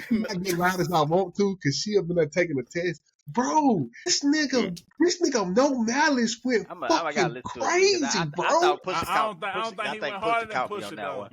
Mine talk structure. Mine have to go work a double. Bro, he said, bro, maybe you missed this line. You had to miss it, Willio. The nigga said, my father had every base covered. So imagine when he found bass in the cupboard. Yeah. That's cool. But I like do his thing every time, man. No, hey, what he say? What he say about this one? He said, what he said? If I had the passwords, I could tell. No, he said, nah, that's the last bar. When he said, I could tell, knocked in, when I walk into the home, I guess chivalry ain't dead. You ain't let her go. I said, all right, bro. You ain't let her go alone. It was the story. It was the more story how he laid it out. Mama's youngest, trying to navigate life without my compass. But that's what I feel numbness, but not me. I felt that all couldn't function. I just like the storyline, bro. This is what I'm gonna say. I felt like No Malice, he carried his story longer. I felt like Pusha, he started off with a story, and then he just started going like. When they talk about Kanye, like he was just no. He was saying telling you my plans, but I was leaving you that day. Like it was in God's hand. Ye was with Elon. I like that. I like that I was headed to Texas, then Virginia called. I said, okay, I like that. But he was jumping around. Malice was it was very specific. It was like with all in 10 minutes. The whole verse. Look, he say our last conversation. He said I was on my way to Texas, then Virginia hit me, and I realized in that instant, our last conversation, you was against it. Told you I was going to Turks for Thanksgiving. I heard what I wanted to hear, but didn't listen. I took that as like. But you know what I'm saying? I took it as like he was taking the last conversation for granted, or like like when he said, "I'm checking my mentions, you checking your boxes." I'm trying. I don't remember how he worded it, but he said, "Buck, tell Buck or something you need forgiveness." You was checking boxes. I was checking my mentions. Like he wasn't even paying. Like I hear you, but I don't hear you for like.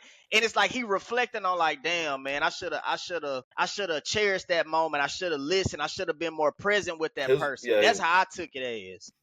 That's how I took it as. And I felt like he was reflecting on. Man, I thought that I had another time to sit with this person, but I took it as he was just reflecting on, the last time he saw this person and how he wasn't as present as he should have been. He checking his mentions,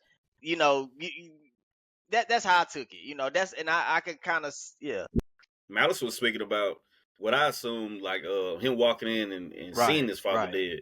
You know what I'm saying? And he's seen the scriptures. He's saying like, oh damn, that's what you meant by. You know what I'm saying? He was, you know what I'm saying? Yeah, because he was like, damn, were you preparing then? Mm-hmm. That said, I rap again, and you gave me. Yeah, he said gave him a rap again because man, if y'all know no Malice story. No, I'm talking about the album. For the album. For the album, I call it even. Okay, so let's go. All right, so we got 2-2 for the first one. We got 2-2 for the first one. Okay. What's the next song? Chainsaw. I like that song a lot. I don't care for Pusha watch him on Chainsaw. Pusha watch him. Pusha watch him. I give Push that. Oh, yeah, Chainsaw Whips. Okay, my bad. I think you were talking about Ace Trumpet. Because I didn't know what the fuck Malice was talking about. I thought you were talking about Ace Trumpet. He was like diamonds and you taste strawberry. I ain't understand that line, bro. The darkest that I ever seen. That shit maybe went over my head. Yeah, this is dark. He say, get the digging or something. He send you the rare something. I ain't care for that song, understand his story. Yeah. POV. I think no Malice. Hold on. Let me pull that up. Hold on. Malice. We gotta take a little break on POV. Hold on. If that's what I think it is, hold on. I see it in the Let me pull up the lyrics. Let me pull up the lyrics. Tyler Creator on this one. That's that POV Tyler on. Malice. Yeah, he definitely did. Who went first on this? Pusha. You got Malice. Pusha always go first. Willie, you got Malice. No question. Hold on. Oh, the hook is crazy. Yeah. But hold on. That's why I say. That's exactly why I say. Because I might have to listen to it. I don't think Malice did no hooks. But he didn't do no hooks. See, Pusha can do hooks. Okay, I think that's why Pusha may be a better artist overall, but verse for verse. You don't think so? Okay. So it ain't really no good. It ain't Malice no hooks on this bitch. Malice says if they had the way to operation, call it obese. I mix it like Mahomes. And I tell them go deep. The rag top drop playing. I ain't go seek. The Bentley leather match. He say the piping. That's the motif. Yeah. That's cool. He said, just to think I built the rap career off an OZ. And then he say, I'm watching new niggas just the OD. Rap just the OD. Yeah. He say, if I didn't give you both sides, I wouldn't be me. I was the only one to walk away and really be free. And then he say, as far as I'm concerned, what he say? I do really be he. I can't open up my closet with the skeleton. That shit was hard. That shit was hard. If I lie to myself, they say if I lie to myself, I can sell it to me. No, that shit crazy. What he say? Say it again. He say, if I lie to myself, I can sell it to me. He said, as far as I'm concerned, I do really be he. I can open up my closet with the skeleton key. If I lie to myself, I can sell it to me. I done sung along with rappers that I never believed. He said, came back for the money. That's the devil in me. Had to hide it from the church. That's the Jekyll in me. I never thought twice. That's the pressure. What the pressure would be, because niggas chains look like oppression. Man, that's hard right there. And then okay, so that shit hard. Bro. Okay, let's see what Push said. He ain't watch him now. Come on, too. Man, he watched that nigga. Man, come on. That verse was hard. Not saying Push had a whack verse, but that boy just floated, man. Hey. No, wait. No. Hey, nah, I ain't gonna not that. POV might be even. That's what I'm telling you. He say, all I see is he was talking about get these $5,500 niggas. Man, I put the phone down. I took the headphones off. Yeah. Get these 55 these the out of here. I was like, He called these niggas Zeus Network niggas. He say, but I like Pusha T too. I like how that's what I'm saying. All I see is 60-day stars and 20-year thousandaires. Not enough shopping, a whole lot of browsing theirs. He say, my reinvention. I know you thinking, how's it fair? You stream kings, but you never fit a crown in there. Supreme team parallels when the powder's clear. I see things that I'm not even proud to share. You Zeus Network niggas you hear me loud and clear. He say, get these 5,500 a host of niggas out of here. He say, sand color rose. And we like Saudis here. The only Audi here is driven by my IU pair. I don't know. They say Ghostface. That part was hard though. Ghostface with the wrist, Bird Falcon there. Willie Falcone, trunk full of talcum here. Man, that shit hard. That was hard. That ain't tired of me though. Shotgun. Shotgun with the X. That's feel the like Malice. That's Malice. Send a That's Malice, hit bro. through a text. I can feel it. Ain't no shouting here. Bypass MIA. Too much crowd in there. I spent summers with Connects. Love that mountain air. Yeah. Oh, I got it easy. I think it's not spots. Hey, your boy had more. Malice had more quotables, but Pusha, the rhyme scheme, he had the same rhyme scheme for the whole 16. And I like them together though. It really nice, is. Though. It's Yeah. nice They balance each other out, man.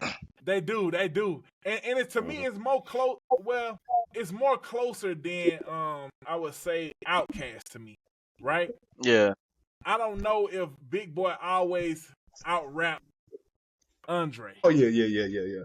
But I mean, Big Boy got some shit. I think he got some shit. But do he ever out rap Andre? Yes. Yeah, but I think that's more. You got more to choose from. Like these niggas ain't had an album in 16 years. Yeah.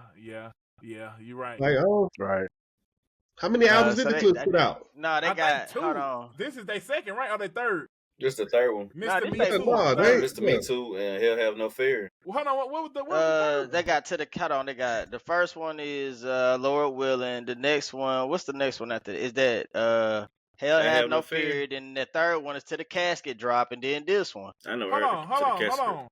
To the Casket Drop came out. That was an album. Hold on, let me see. When that came out.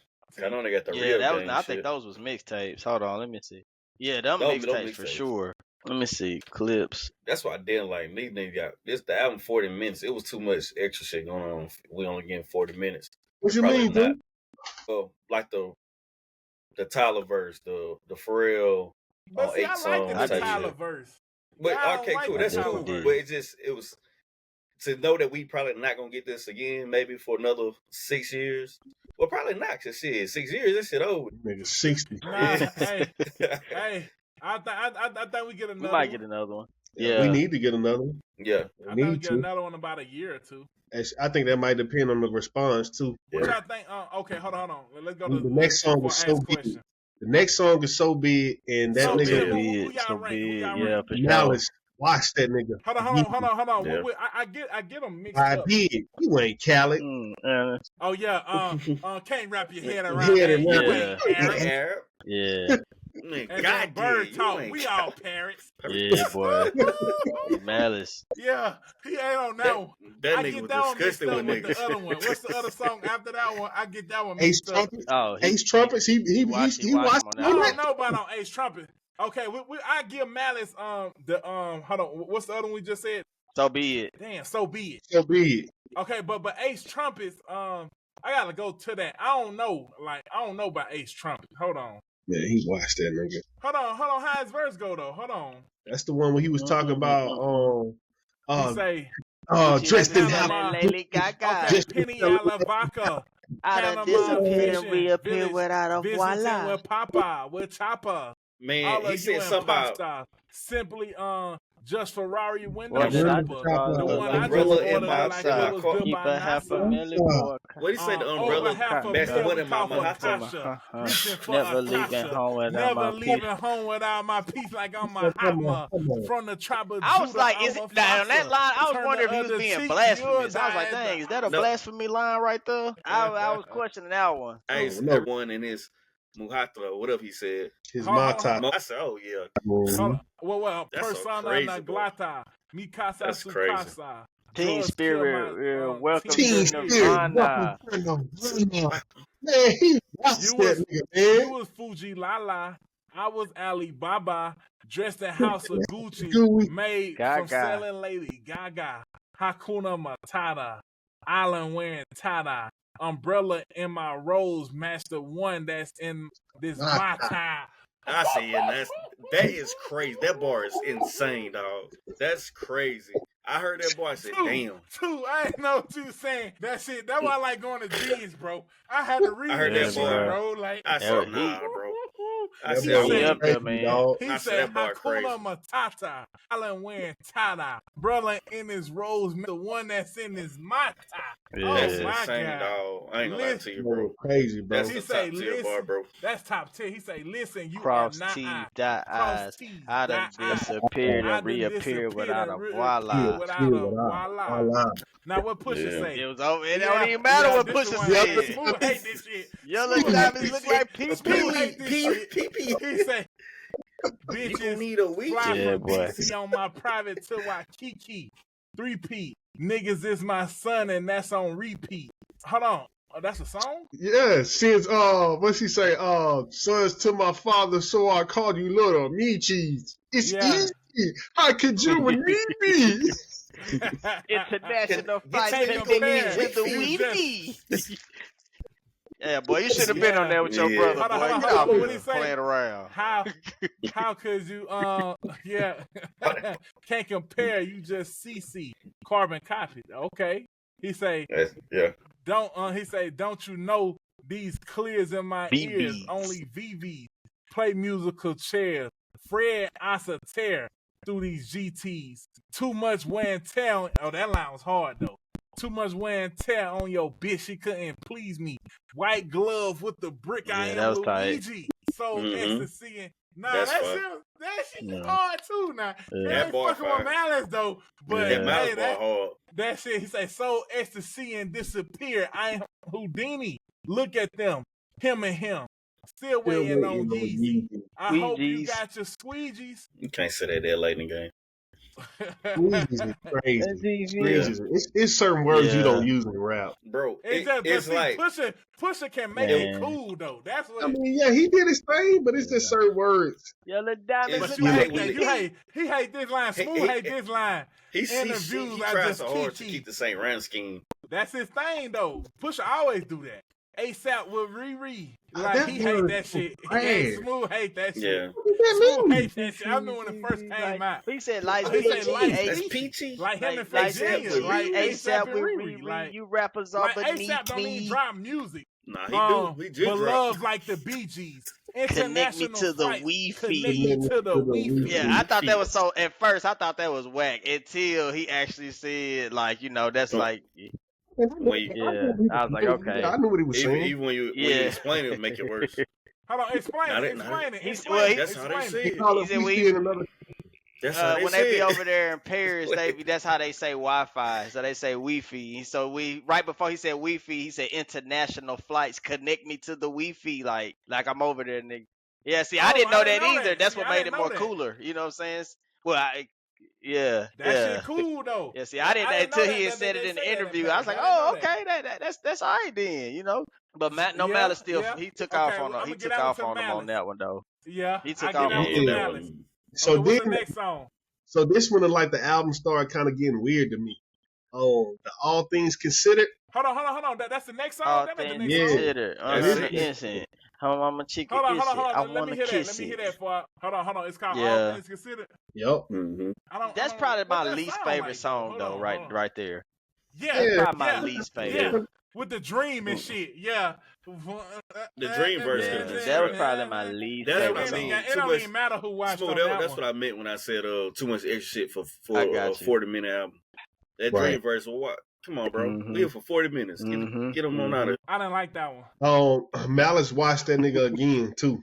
On which one? On that All Things Considered. He watched that nigga again. All Things Considered, I've been forgiven. I done packed the Blizzard in the Honda Civic. Took toddlers women and showed them living. Left mama, the children, it take a village. Writing was on the wall like a hieroglyphics. My circle split in pie, that's long division. Why Jada was asking why, I saw the vision. My homies didn't die, was all in prison. Visions behind the glass, my mirror image, skin blemish. Names were mentioned, explains the sentence. The pain is endless. Identifying the bodies, it takes forensics. Guns, Czechoslovakian, it starts and ends it. I don't even know what that bar meant, but apparently it's I don't know what it meant. You don't say some shit like that unless it's super hard. Right. The only sin left to flirt with is vengeance. Made my exit just to make my entrance. Revolving door. Maybe I can make a difference. I feel like he watched that nigga. He watched that nigga Push on that one. Yeah, because Pusha wasn't really talking about nothing on that one.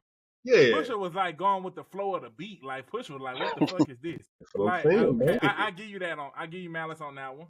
Okay, you got Mike Tyson blow to the face. And hold on. the other one too. Mike Tyson. So far, that one's fire.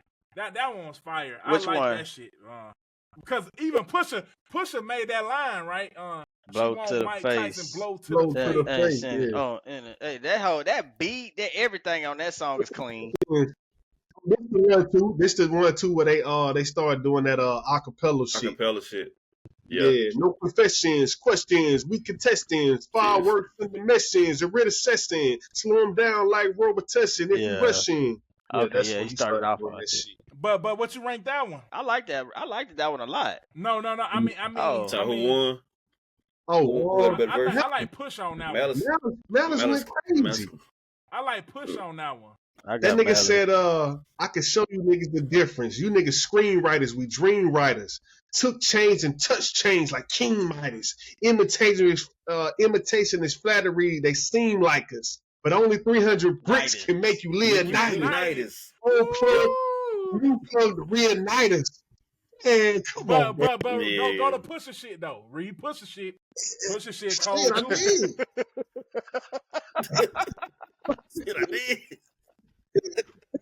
He said, no confessions, we contested, fireworks in the message.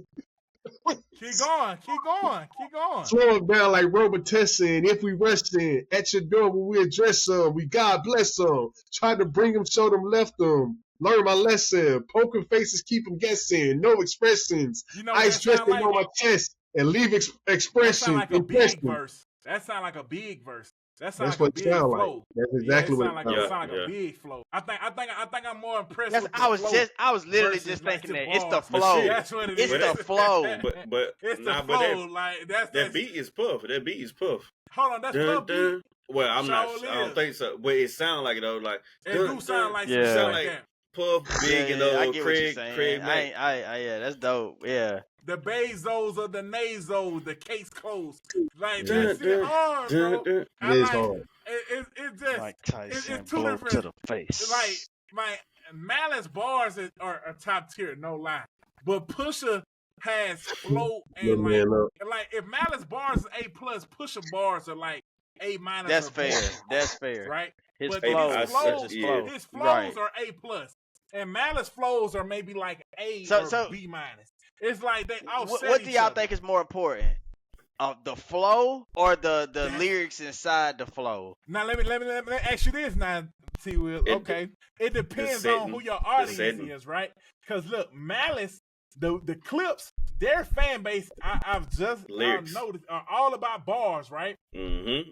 That's the same point I was making there. They're all about bars, but if you like a Future or something fan base, then you all about flow.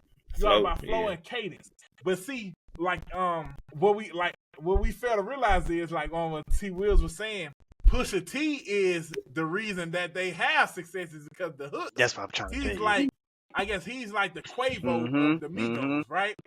He got the hook game and his bars is top tier too. But I think Pusha fans like Pusha for his drug talk and his flow.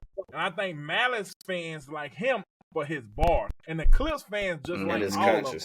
Yeah, and it's conscious for a fact. And I think the Clipse just like both of them because it's like, it's no like, see, but that's what I was going back to saying. Like, it's like, listen to UGK, right? Bun B, he out-rapped Pimp C maybe every blue moon, but we really here for Pimp C. But when we Outkast, we really here for Andre. But with the Clipse, we here for both of them.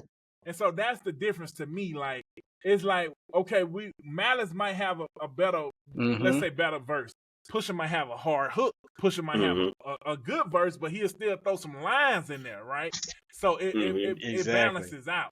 But see, when I No, listen, we ain't talking about balance though. We talking about a nigga getting washed. he ain't This getting nigga washed getting though. washed so He far, ain't bro. getting washed though, cause like Shit. it's like, cause look, okay, but Smoke, that what we just asked you. What's going y'all on? No. We on this one Mike still, but Tyson. we asking what's more important, flow or bars or like.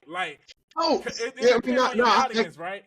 I get what you're saying. I see what you're trying to say because that's the only thing that can help your case with Pusha. But Malice has flow and he has bars. But his flow is not as elite as Pusha. I like Malice flow better. And again, it's the consciousness it's like he's a street conscious person. I like that. I guess I lean more toward his consciousness, but how he's able to incorporate all that and say, man, he's probably my favorite out of the two, personally. It's so funny to me that the way Malice paints it, it can kind of make Pusha's content sometimes, not all the time, because I don't sound like seem like immature at times. You know what I mean? And from the aspect of niggas saying that Pusha's content is mature when comparing to other people, you know what I'm saying? And it's just funny to see on the same tracks. But you know why though, Push? You know why? But look, you know why? This is so funny, and this is why it flows too, because Malice is the big brother. Yeah, for sure. Yeah.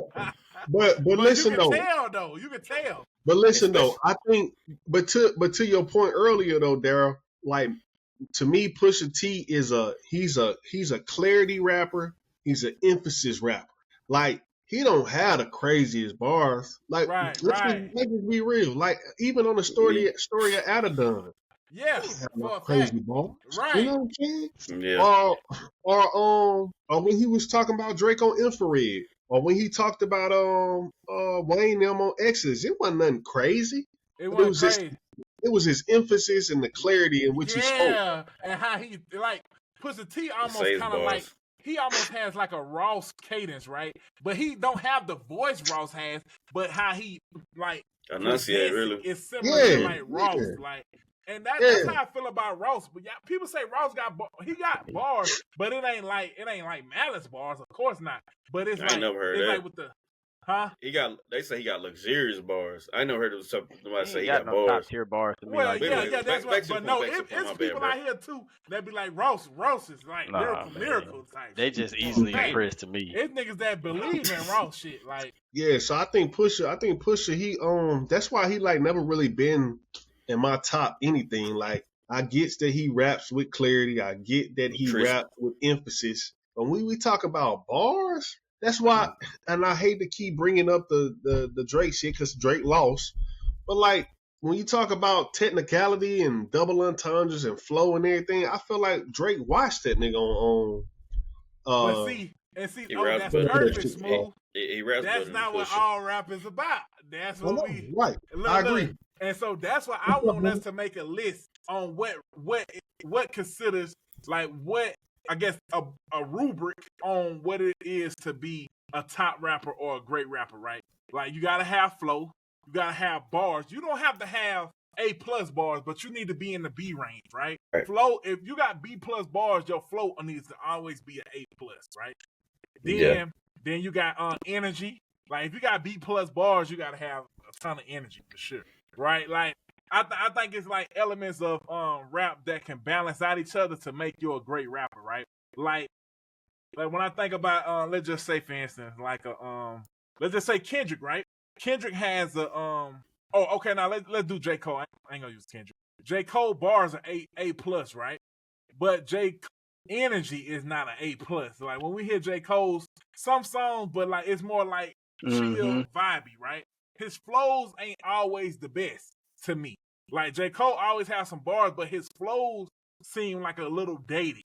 Like or they kind of sound like some flows I heard before, like whether it's like a Nas cadence or if it's like an offbeat type of. It ain't the best flow to me. And so that's his rap IQ isn't. I don't think his rap IQ is as high as Drake and Kendrick's. Yeah, when it comes to shit like that. One. Hey, look, that's another rubric too. I like that shit. That's hard too. You gotta have explain that too. Yeah, that's hard. You said something then. That sound like, hey, That sound like a fucking a website. Rap Like IQ. like serious though, boy. That was rap nice though. IQ, boy.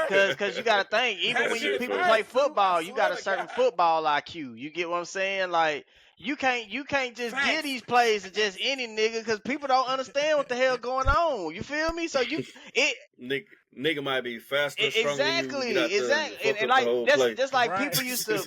I used to say this in high school. People used to be like, man, athletes they a dumb jock. I be like, bruh, niggas just be highly intelligent in different areas. You probably can't get out there and run them. You can't get out there and read that same playbook that this nigga can do either. You get what I'm saying? Like they got a football IQ. You know what I'm saying? Like right. Nigga know how to fly exactly. plane under 100, man. That's one of the rubrics. What? Rap IQ. So to be a great rapper, we was just going over the rubric. I said we need to make a rubric on the podcast. Phone Home needs to have a rubric when we judge rap, right? So we got flow, we got bars, we got energy. Two just came out with a good one. Rap IQ. What's your rap IQ? Like niggas don't be that's real. He was saying J. Cole. He was saying J. Cole bars to A+, but he don't always. I guess the way he come on songs, the energy don't be there or something like that. Like why did you do Super Drippy or whatever that song was?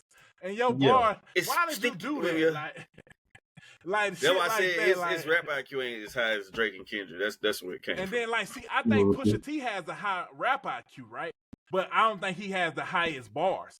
But he knows because that's why he's been around so long. Like because he knows his audience, he knows what's hot, and he knows who to put on. Like when he put Stove God on that shit, I was like, what the? Because Stove God is fire. Like I thought he had a verse on there. His verse is gonna be crazy. I gotta tap into him. Yeah, he's smooth too. Push them boys. They always been around people with optics has been like a main focus. You know what I'm saying? So just like him at the Tiny Desk when he performed like the big eyes. They're like that. That's part of it. Facts. That's rap IQ. That's rap IQ. That's hard. Like, know what I'm saying? Like, it make you tap in, or believe into, he's spinning some, make the bars harder, for real. He's a villain. He's tapped into this villain persona. Yeah, that's his brand. That's his brand. That's crazy. Right on brand. Yeah. So that's fire. That's fire. So, all right. So, how y'all felt about EBITDA? This is another song that I felt like I didn't like. What it stand for? I never got what it stood for. Yeah, I had to stop listening to the song. I said, I got Mike Tyson up to the face. I feel like for real started doing stupid shit. I'm about to the album went from so dark to fucking. That's the melancholy song. This is the melancholy song right here. Yeah, it's dark. It's like that song what it is. If I'm gonna tell you what it is though. It's it's traditional for real, but it's like my piano teacher used to tell me this shit right here, right? She'd be like, rap not real music. Rap. I'm like, nah, this shit is real music. She'd be like, no, it's because when you hear soul, R&B, any genre of music, they have a key switch, right? Like the song could be going like dun dun dun, and then next thing, and in the bridge or something, it'll change keys, and it'll be a different tonality of the song. This is right here, I think, is the key change of the album, and it's because it's totally not the key of the album of the first half, and exactly. It's and so that's her biggest thing is music has to have a tonality switch in there. Like real music, that what she would consider real music. Like sheet music or even whether it's Beyonce singing, it's always maybe a bridge, perhaps. Right. No, I could agree. I could agree with that, but I think the problem is and this kind of gonna go against. It goes with your point and go against the point. They still talk about cool. Hey, even Pusha said you could have made this a woman song. You know what I'm saying? You could have talked about being on the beach with a woman and shit like that. These niggas talking about drugs still. Look though. But okay, perfect example. But imagine watching Scarface and the intro music or interlude. That's what it sound like. It sound like maybe it sound like it still sound like drug music, but it sound like maybe you getting in the car on a speedboat or something, like y'all loading the car up or something. Yeah. Like it don't sound like the main part of the movie. It just sound like a transition to something. I like that song. Honestly. Yeah. And I don't even really remember their verses on that song. That's what I'm saying. Like, yeah, that was. And then so you got we got FICO, Malice. That was I like Pusha. That was the Pusha. Pusha won on FICO. I like that hook too, Pusha man. won That on hook FICO. that dude put down. Pusha. Oh my goodness. Pusha say you run a Rio with us, nigga. Your number gotta be. Hey, Malice knew the song was hard because the nigga ain't even say the fucking FICO in the chord. Who you got, Julio? Malice all the time. But I really appreciated that hook though. That hook, Fresh Prince Jacket boy, I turned around inside out like that was a great feature. Like, you know what I'm saying? And then they had him doing not too much, not too little. They just had him on the hook, and it was just perfect. I was like, "Woo, this is fire!" But Smooth, read them bars for us, Smooth. Who you want me to read? I'll read. Read Pusha first. Oh, I read Pusha. And you want to read Malice? Yeah. Okay. What song that was? FICO. That shit's crazy, bro. Okay. So look, he say, I remember late nights, pissy hallways, driving me psycho. The money wouldn't come fast enough. He said we was back and forth down streamline, moving weight. Hold on. Moving weight like light bulbs. But hold on, I messed it up though. So he said, I remember late night pissy hallways driving me psycho. The money wouldn't come fast enough. We was back and forth down streamline, moving weight like it was lipo. I'm butchering the flow on this shit. You're not. Okay. Yeah. And then he say, the rest of y'all stuck in the rut. Niggas double crossing, talk behind your back, but that's where the knife go. That shit was hard. He say, I guess they wasn't fucking with us. Some niggas get the luck of the draw. For others, life is a dice roll. And waiting on faith ain't for us. Man, that boy was crazy. That shit hard. He say, when you're young, you realize that you can't trust the mouth where the pipe go. He say they tried but couldn't love you enough. Dance music on my neck. Where's the water bottle? Diamonds the light show. Looking like the sun in the club. If you ring up with us, then your credit score gotta be FICO. I'm talking 850 or bust. Yeah, plus. He say, see you really. He said 850 or bust. I'm mad. That nigga tell you gotta have an 850 or we ain't doing business with you. Should I, job boy? I'm fucked. The head now, then they keep on. What nigga say 850? Bare minimum, nigga. What you think?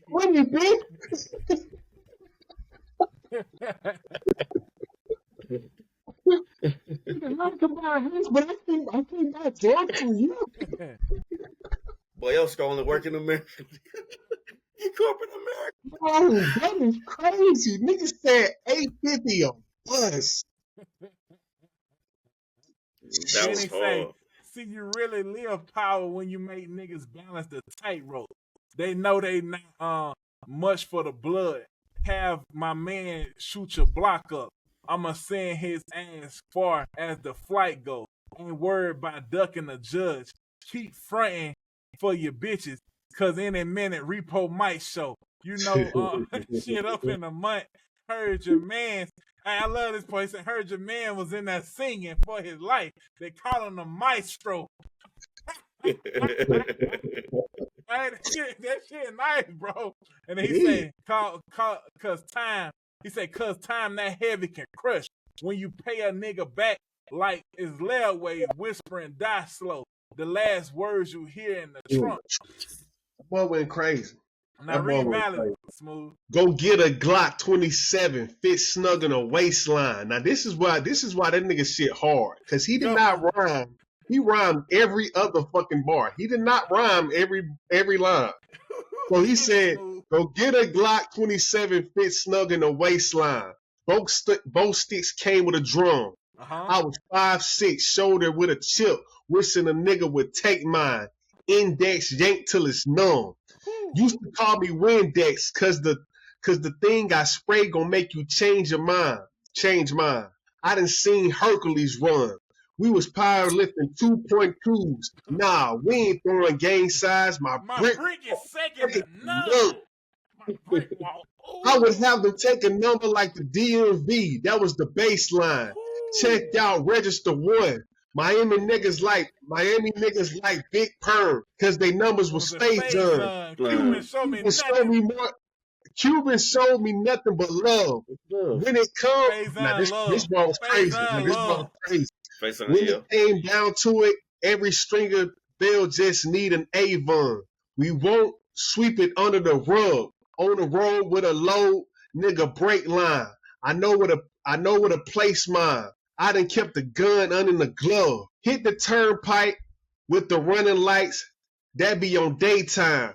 Cause K9 sniff out a crumb. Hand 3 and 9 on the wheel as I'm crossing the state line. Dumb diddy dumb. The 550, you either quit it or you FaceTime.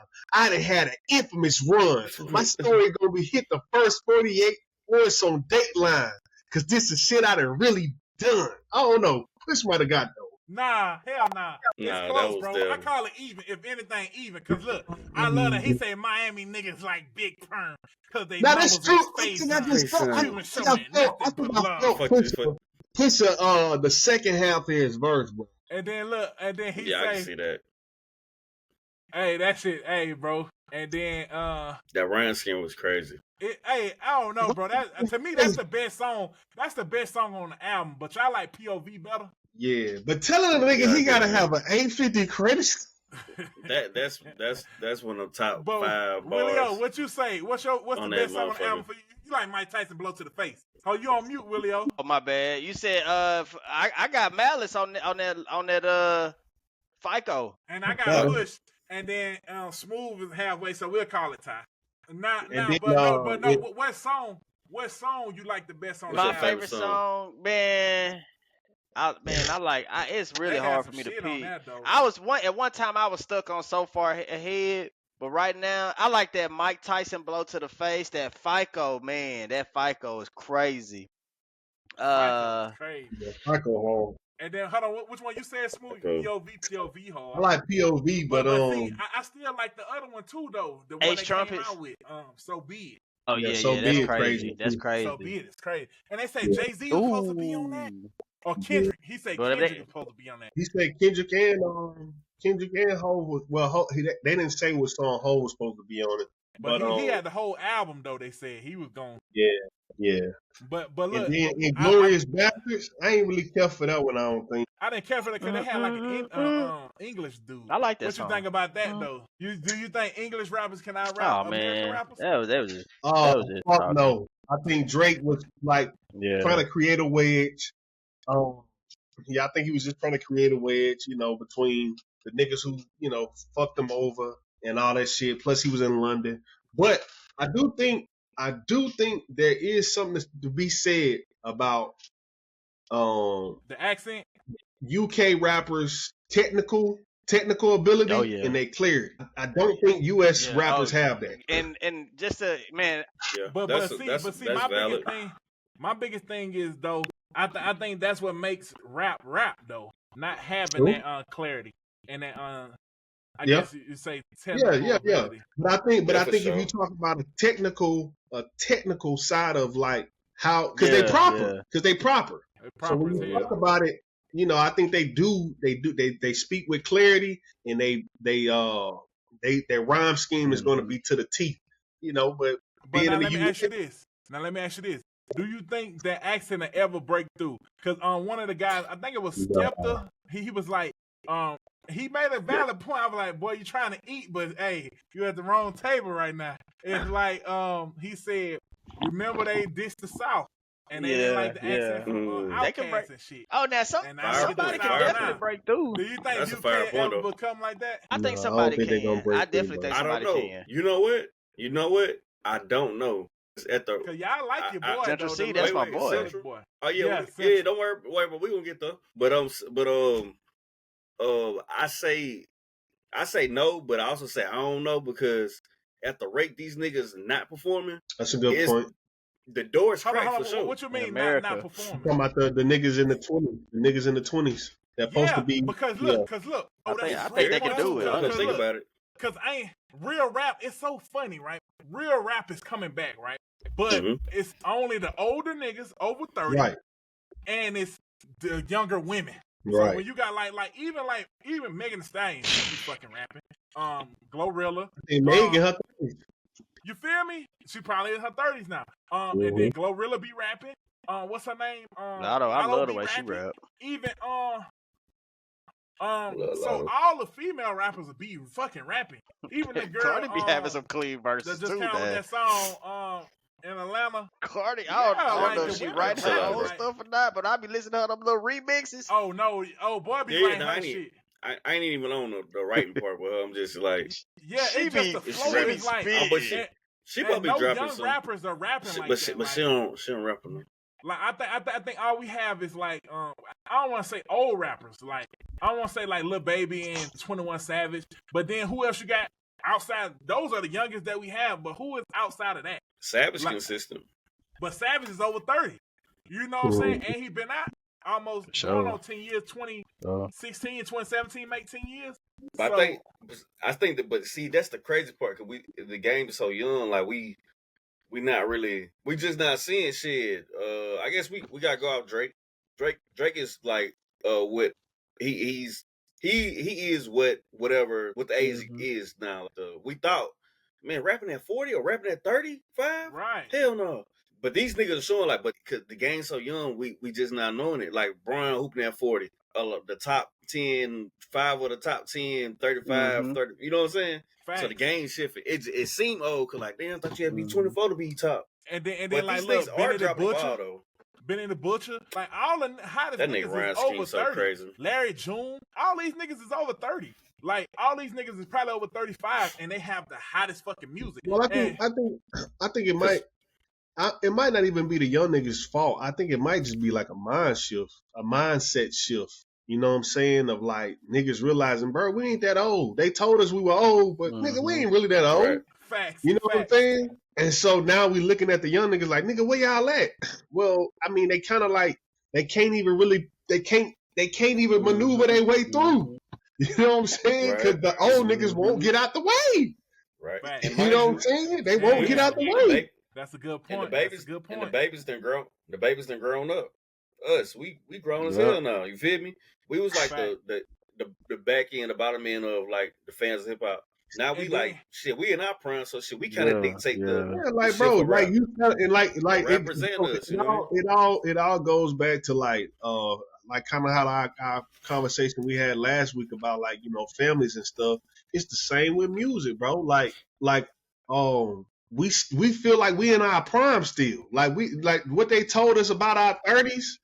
Nigga, I'm just getting started. And you know why though? It's because back in the day they used to grow up so fast. Exactly. Like have kids at 20, 19, 17, 15, even before then. It's just they used to do shit way faster back in the day. Yeah, bro. It's a mindset shift that has happened that's keeping our group. And it's really like our millennial generation, whatever you call it, our group of whether it's 85 to 95, like that group of people are keeping everything. We keeping the old niggas hot, and we not letting the young niggas in.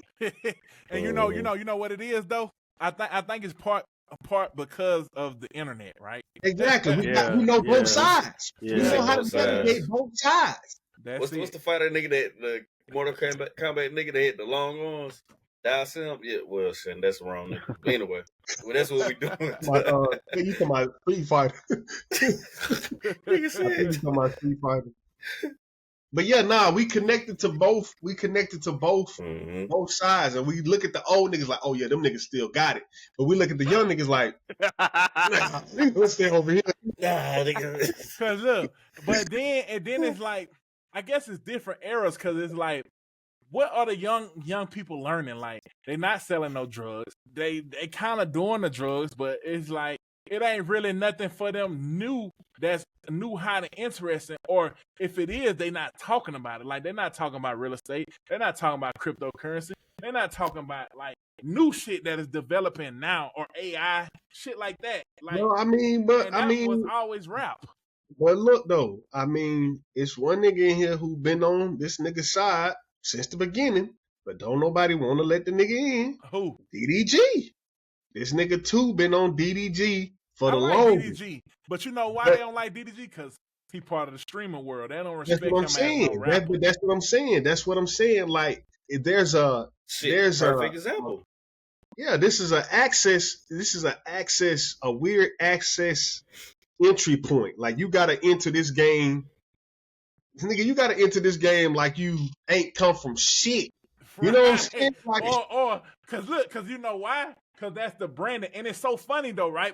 We seen DDG grow up on streaming. They don't respect DDG because he's a streamer, right? But that nigga is from Pontiac. What it is? Right. Indiana? He's from Pontiac. Right. Nah, Michigan. That nigga 30 minutes away from Detroit. That's what I'm saying. Like, right.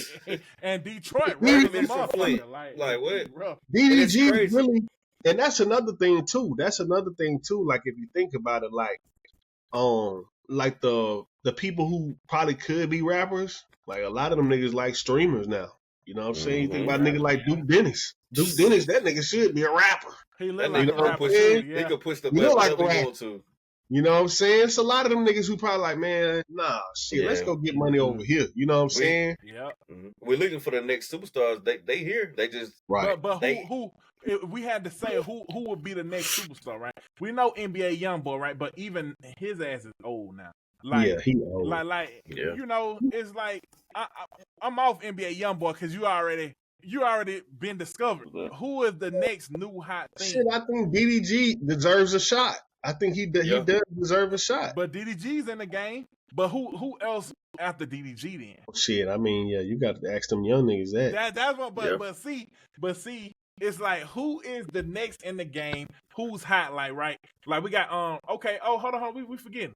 A lot of people like Old Boy. Big Ass the Plug. Y'all like Big Ass? I like him a lot. Yeah. They trying to make Big Ass a superstar. I've been seeing that for sure. Like, he probably be on that Lil Baby tour. I don't know if he's going on the NBA YoungBoy tour or whatever, but him. But what about Zillionaire Doe? Y'all like Zillionaire Doe? I don't really know. I ain't really heard him. The only people that he just signed with Gotti, but he supposed to be like, he ain't Lyrical Miracle, but he supposed to be kind of like a Boss Man D-Lo. Like, he make Get Money music, right? I thought that was the nigga hold on. So who did they say it's not Low Shimmy. They say like Low Shimmy nice too. I like Low Shimmy. I like his sound. His sound. I like his sound. I think his shit nice. Like, I like that shit. It's like neo soul, but with trap fucking beats. Like, this shit hard. Yeah. That nigga could put 1,000,000 words on a line too. That nigga, that shit hard. And so he's smooth. Okay, yeah. Okay, now we name some people. Y'all like my boy. Y'all ain't heard of Wiz though, huh? Super Wiz. Wiz Having. Wiz Having. Y'all heard of him. He from Florida, right? Yeah, from Florida. He came up with like Boston Richie crew. Like, he's like in that crew, but he ain't that's with another the nigga. Dog, the sticking, like, bro, like the it seems like niggas not stick, but even because niggas be hot. Say that Boston Richie, it's like they not sticking. They not sticking. I agree with that. He was a different era, but he from the, I think that. What y'all think about Round 49? This nigga got the best marketing crew and can't sell a fucking dime. That's crazy. Like, that Wiz Having, that Lil Tyler. Lil Tyler, he ain't stick either. That Florida, it's like, damn. It's like that's what it is. All the Man, I think a lot of this shit connected to the economy. You think it's the economy? But no, I think it's just the branding. Cause look, Glorilla but stuff. I think the branding and all that shit is connected to the economy, bro. Like, I think I think all that shit like connected and like you have to. I mean, Two said it last week. Like, you have to be building communities. You know what I'm saying? Like, if you have the transactions in this era, like, you gonna be gone tomorrow. Like, you got to be building a community. You got to have. Like, I mean, shit. These niggas just went on a press run. That's a good point. Yeah, like these niggas just went on a press run. like Pusha T talk about all the time. He was like, bro, I'm trying to feed a specific person. You know what I'm saying? Like they just went on a press run for their crowd. They had the merch a month ago. They got the vinyls. They finna go on tour. Like we're feeding a specific people, and we're gonna feed them this type of way. If you just go out here just doing some shit, bro. And then look, that's what rap used to be about. You used to have a fan base. You have a cult following. And nobody's building a fan base, but I'm gonna tell you who is. Though. You know what they building at? You know what they building at? I was about to say the fucking streamers. The fucking streamers. Right? Yep. Like Tyson that. It's a whole bunch of them too. And I think that mentality with where the world is going, like, and I think it's so crazy, bro. I don't know what the fuck I seen and said. But like that's what's gonna be important like in life later on is like your community. You know what I'm saying? Because you can always make money off of it. Yeah, and like say like if we had to go back to bartering, you know what I'm saying? Like your community would be who you barter with. Hey man, I got this over here. Like that's how important this shit is. You know what I'm saying? Yeah, especially if AI is gonna take over, nigga, you better have a community. You know what I'm saying? Facts. So and that's the biggest thing. And artists don't build community. They don't build no fucking fan base. And like I think that's Rob 49's biggest downfall. Right, his music is nice. Right, his branding is nice. But who aligns with who is your following? Right. And you don't have no cult fan base because it's like, what are we following? Like, Yep. And so that artists don't build fan bases no more. That shit crazy. Yeah. That's kind of like Willio. You seen that girl? That girl, she like be pointing out like the marketing schemes for people. I think, or maybe Daryl, that was you. I sent you that. Yeah. She good as fuck, ain't it?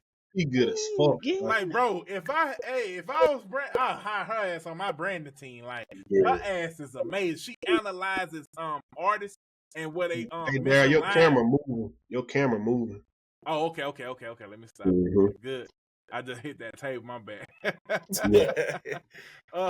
My thing is she discovers brands. She and find out where they misalign. Like that's part of having a good brand and PR team. Like her ass is amazing. Like she's a fucking amazing. Like I think that's one of the biggest things for artists too. Like you just got to build your team. Like, and when they say team building, they think producer, engineer. Yeah, that's cool, but hey, because today it ain't even about the quality of music. It's how the music is being presented in your fan base and your culture. Like, cause prime example, Travis Scott. He ain't got the best lyric. Hey, to me, he don't got the best music, but he got a sound. He got his own sound. He got his own image, and people like his style. Right. And he stayed true to it. He feed it. Like You know what I'm saying? You got the merch. You know what I'm saying? The merch. He got the branding deals. You know what I'm saying? When the Jordans. He drop a shoe, and shit. And he got the biggest brand, the Jordan. Yeah, bro. How y'all did y'all boys get a chance to listen to any other albums? I listened to the Larry June for sure. I listened to Swag. I listened to a couple of Swag, but it was just like it's an R&B album. Like, hey, I didn't think he lived up to the hype, right? It's a bunch of fucking hype. Like, I'm like, it's like, but you got people that love Justin Bieber. Yeah, Giveon album was dope. Giveon album. I didn't hear Giveon. I didn't check that one out. Yeah, I gotta check it out. Yeah, and I listen to Larry June. I just can't. You don't like June, see? You don't like. Why you don't like June? Oh, I think Larry June. I understand that people say Larry June. They say he sells a lifestyle, but I feel like Larry June has some of the most elementary rhymes there is in rap. Look, that's facts, right? But Larry June is like, oh man, who would be Larry June back in the day? Like, oh fuck, it's so hard. Maybe like Too Short. Maybe like Too Short E40. Nah. Like two, but two. It's nobody. That's wild as hell too, though. It's nobody that you can compare Larry June to like back in the day. There's nobody. That is one of the most elementary rappers we have in the room. Okay, I got you. Like Silk the Shock. No. Two, come on now, damn, two. But hey, Willie, who would you say? Who would you say that compared to an older rapper, like an older? Because Larry June says like a like Wiz Khalifa, but Wiz Khalifa not old. To me, he would be one of them independent. To me, if it was like back in the day, I still think Larry June would be like in a good underground space. I couldn't see him bubbling like past. But who would talk you about compare elementary rapper? Who you gonna compare him? No. See, you judging his bars, right? But his bars, it's like you say elementary, but like okay, like say for instance, I'm gonna give you an example, right? Hold on. I want to do a bar check with Larry June, right? You finna make that nigga look bad. Nah, for real. Hold on. I think it's Larry June is one of the worst rappers there is. Nah, come on. Like, look. You think so? I don't think he get that title now. Bro, that is a horrible rapper, bro. No, see, you listen for bars. So look. He say, look, that don't sing. But look, he say, drop the top on a summer day, 40K all cash, looking out the window of this jet. I know time passed. I used to fuck with baby girl, but knew that it wouldn't last, cause I be on some other shit, on a whole nother planet, going through on these documents. Shooting like Stokovich. But I'm saying though, it ain't like two. It's funny, like he don't like the nigga. But think about it though. He threw the Stokovich bar. Hey, when you said document, but look though. It's like, but see, that's what a grown man would do. Like go through documents. Like all us be going through documents on the day. Like he don't. It ain't elementary bars. It's just like regular bars. Shit. I feel like Smooth. It ain't elementary regular content. Shit. You get what I mean? It's like different content. Like he say, like I'm on a whole. He say, okay, but put it all together though. He say, drop top on a summer day, 40K all cash, looking out the window of this jet. I know time will pass. I used to fuck with baby girl, but I knew it would never last because I be on some other shit. On a whole nother planet, going through these documents, shooting like Stokovich, phones with the paperwork. But hold on, listen though. Niggas don't be talking about this though, Smooth. Stones with the paperwork. He's like, my shit GIA certified. Stones with the paperwork. I'm just being optimistic. I'm just being confident. I just keep dropping shit. I just keep copping shit. I ain't gotta pop my shit. Bouncing like a trampoline. Hotter than some matches and some gasoline. Hotter than a mink in 1,000 degrees. Summertime packing the heat. Man, that shit hard, bro. He said this shit can get crazy. Niggas better stay on their feet. Cause shit been changing. You don't think so, bro? That shit hard, bro. He said I ain't gotta pop my shit. First two bars. What he said, drop top with 40K. Then said he was on a jet looking out the window. He said, I'm just being optimistic. I'm just being confident. I just keep dropping shit. I'm in a drop top with 40K. He said how the bars are so random. But it's luxury bars, though. It's like, I can't fuck with that. Smooth. The very next bar, he in a jet looking out the window. Smooth. and then look, he say, I can't fuck with you because bitch, I'm on a whole nother planet. I'm going through documents and shit. I got diamonds with the paper. Hey, look though. But this is what I'm saying though. Like he could have said continent. That's a better word that rhyme with continent and documents. Nigga said planet. Like, come on, but look, smooth.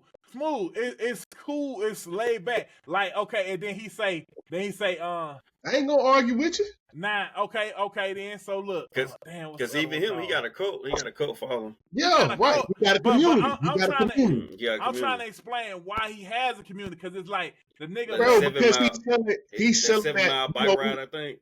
He got that. He say keywords. Nigga, you did it in your song. Somebody said I ain't sipping syrup, I'm sipping herbal tea. I heard you. You know what I'm saying? But see, he do shit like that, bro. Like orange juice. He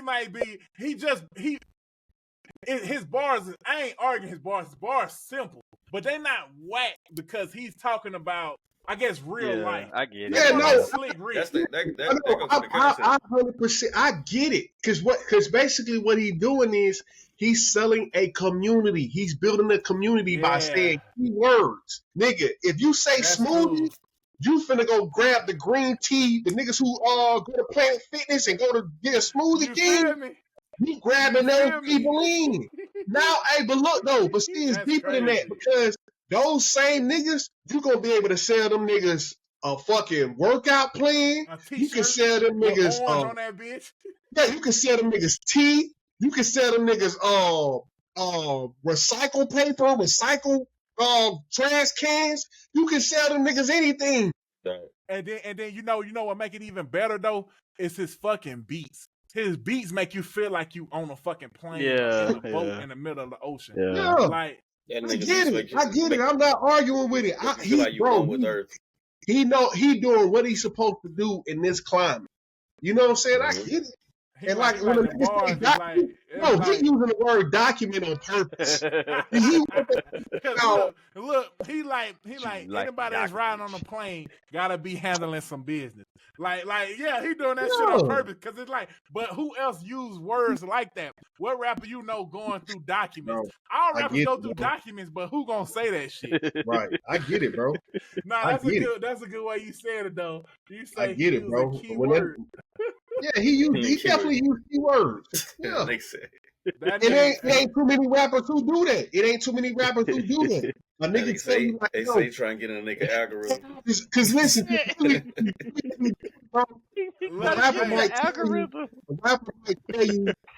rapper might tell you what they doing like in the grand scheme of things. But Larry June telling you what he doing a day to day. Yeah, he make you feel like you living with him. Like, damn, I need to get me a plane and go through some damn documents. Like shit. Like he might say, he said, money is the motive. I just left before I get this cash. I went and stretched and did yoga. Nigga, like, oh shit. Nigga, what? But look, smooth. What other rapper? He got a big leg. I built like him too. That's what Bill be doing. Like, that nigga built fuck with him. But look, nigga that's said, why though, because it's lactose gotta get the oat milk. look, hey, but for real though, that's what I'm saying though. He like, it's like it ain't that his bars are whack. It's just that he's just talking like a building a community. And that's just like Ghana, bro.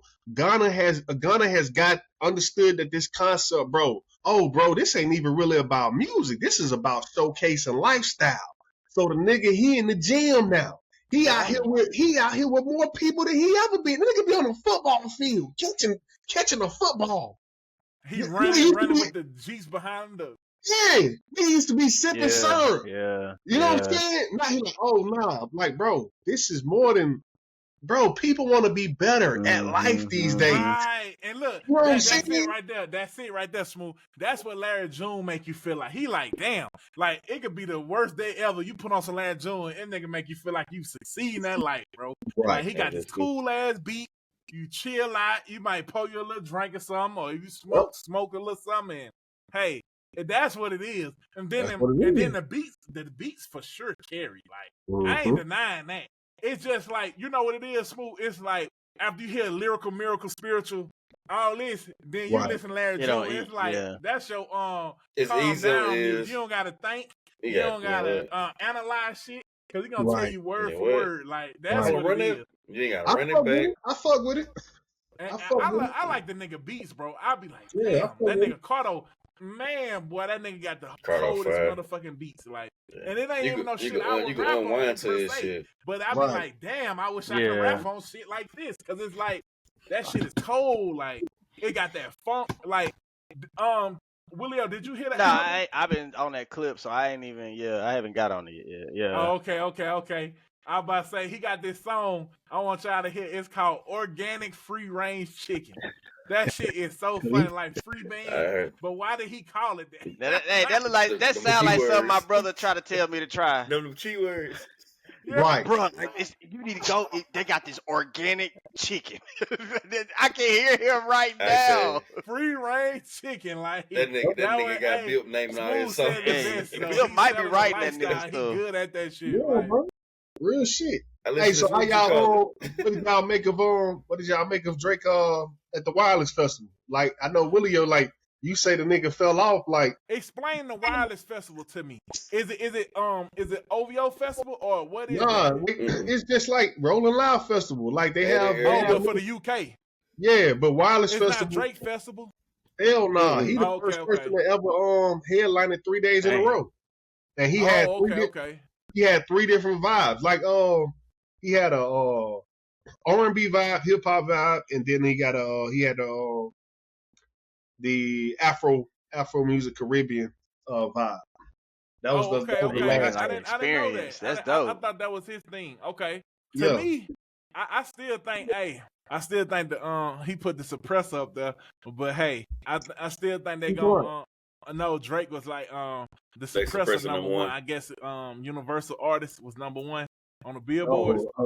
But look, but then you see that they got his song going down to -10, going to 10 next week. Oh, it's no, but we talked about it last pod. Like to me, that's not a number 1, number 2 song. That's a solid. To me, that's a number 1 song. Shit, I don't think to so. me, and look, and you know, I'm a Kenny fan, but to me, that's a number 1 motherfucking song. That's like, nigga, we made it. Like that's a number 1 Bro, song. That's exactly what I said it was. That's exactly what he give me that vibe. You feel me? And I feel like that's the song Drake needed, right? But to me, I feel like the label is like, they know it's a number 1. They can push the shit to be number 1 because it's easy. But they like, okay, but this what they doing. They pushing it enough to say that we not privilege going on. What he said it was, like they was hurting his brain or something. Right. They pushing it enough, like, no, you got you to number 2. Right. Like, but they keep him at number 2 because they know that fuck with Drake. That's why he made that post, because they know where fucks with Drake. Drake is a numbers guy. He know the numbers and he want the numbers because that's what his brand aligns with. Like, I'm the best. I got the best numbers, but they put him at number 2 to fuck with him. Like, you know, you could have pushed that shit to number 1. To me, it's a number 1 fucking song. To me, ain't nothing on the fucking Billboard better than that, because what's out right now? None of that shit on the Billboard. I ain't never. I think the true. It is a great song, and the reason and I thought about this later because the hate Drake campaign is in full effect, and so like everybody's like, oh man, he got to stop acting like the victim, da da da da da da. But bro, when you listen to that hook, who has not been in a situation like that where you gonna feel that way? Yeah, that's what makes a great song. And I like the hook. Some folks don't like the brand. He like, what did I miss? Like he said, I look to my left and my right. You niggas was standing beside me. That's what I'm saying. Like you don't feel like that. Even if you don't like Drake, my nigga, you have felt like this at some point in your life. When I heard the song, I was sending to my boy. I said, "Oh yeah, this it right here. This is Drake we need." He was like, "Nah, that ain't it." And this nigga's a Drake fan. He's like, "Nah, this ain't the one." I said, "Nah, this shit is the one, bro. This the one." I was like, and for it to go number 2, I think the verse was subpar. I think the verse was. But it ain't need to be. It ain't gotta be. You know what I mean? The verses, but it's the Drake that we need. It's good up tempo. But my thing is, what's better than that song on the chart? Ain't shit better than that. Right. It could have been number 1. Ain't shit out. Ain't no rap songs. It probably like some. Hold on. Let me go to Billboard right quick. I can tell you the song. Let's see. Is Billboard? I never heard the song number 1. Yeah. Okay. I didn't even know the song that was number 1. Yeah, I ain't never heard that shit. Number 1, Ordinary, Alex Warren. Hold on. That's next week? No, that's who number 1. Some dude named Alex. Alex Warren. Like, who the fuck is that? Yeah. I don't even know who that is. Who the fuck is that? Alex Warren? No, hell nah. Hell nah. And then look, Shabuzi is number fucking. But see that they ain't got the updated list yet. They ain't got the updated list on the website. I think it's gonna be published today. Hold on, let me see. So last topic. I just wanted to talk about this. So how y'all feel about like the Malaysian flight that's still missing from 2014. Hey, didn't it fly over to Bermuda? But hold on, I thought they found pieces of it in the I thought they found barely. pieces of it. It was like barely. Yeah, they barely found pieces. They barely found pieces. Man, that's some weird stuff, bro. We talking about a whole plane. You know what I'm saying? A big something that people go inside of and it just disappeared, and it's like what happened? Like what? It's like everybody just goes on and nobody just, you know what I'm saying? And we not talking about 1953. They found very minimal remains. Now it was this video circling on the internet probably a couple months ago. So, but it's like one of those videos where like if people want to pay attention to it, they can, but they don't. So like it's a video where like the plane is this why the video is not, they say it's not really accurate, because the video, it's a real video, but it's from a perspective of like a heat wave perspective. Like you don't really see the plane. You see like the heat of it, like right. So like the plane is flying, and while the plane is flying, you see like this shit circling around the plane. You see it circling around the plane. Oh, did they let me ask you this: is this the one that they flew in like to military ground? Yeah, well, this is the heat wave, the heat radar that caught it was in a military. It was a military. I know about it. Okay, go ahead. I know. So it was circling around the plane, and then the plane just disappeared. Now you know what they said. You seen that too?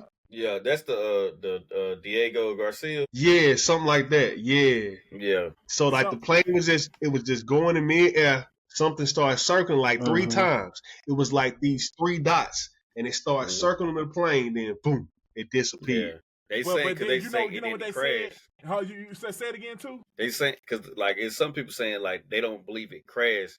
It got redirected. That they say that too, and then I heard a theory where they said those 3 little dots were military plane because they were flying over restricted military airspace, and I think the military plane shot it. Damn. I think when it comes to like stuff like that, when you got like crazy airplanes like just go missing or crash, I be thinking like somebody important on them hoes.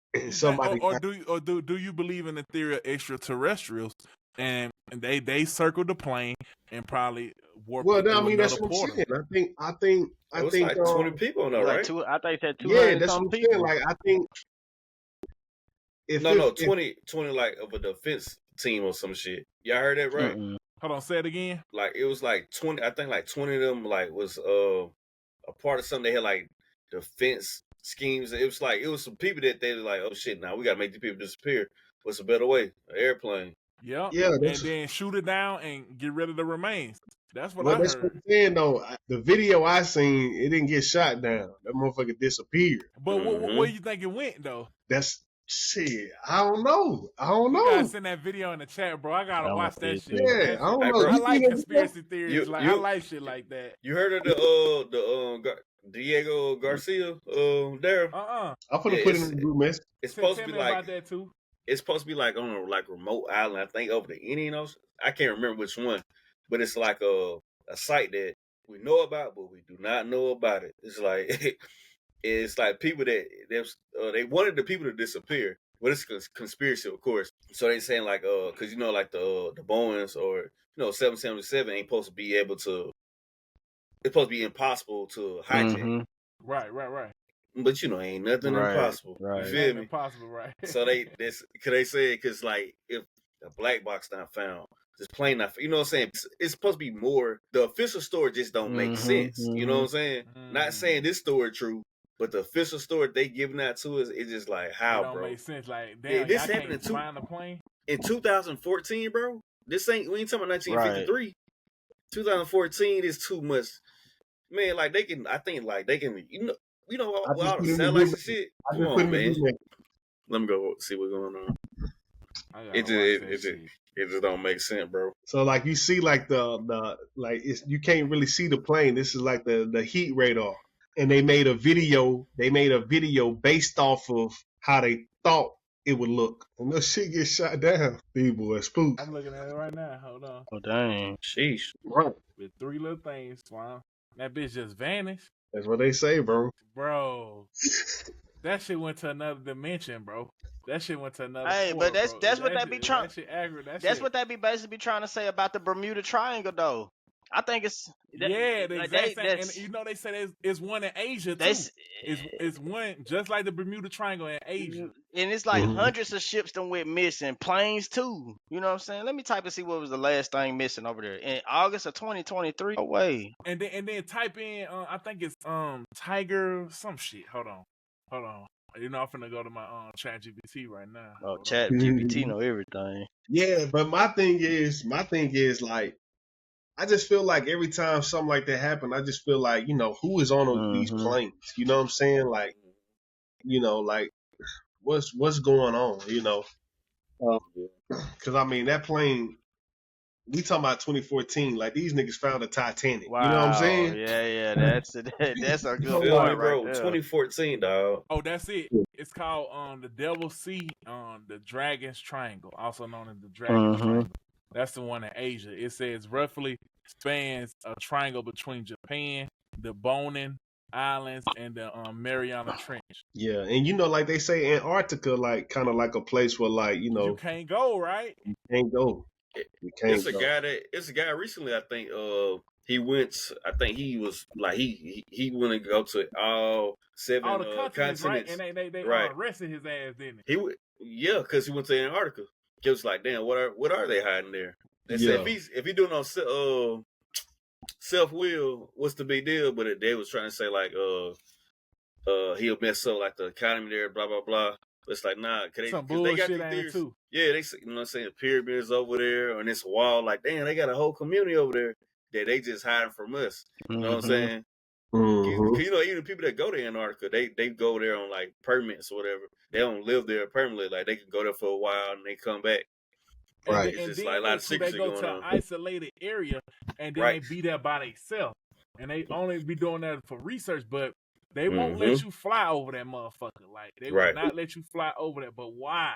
Why can we not fly over Antarctica? That's like, if I had a plane or if I was a billionaire and I had a fucking plane, I would fly over that bitch. I try that. You fail bust my ass on it too. What can you say? but why is it like that though? Like, why? Man, that's what I'm saying though, bro. I think it's just certain stuff that's restricted. Whether it's the afterlife or new drugs and all of that, it's just certain stuff, bro. And it's crazy because it's about keeping balance.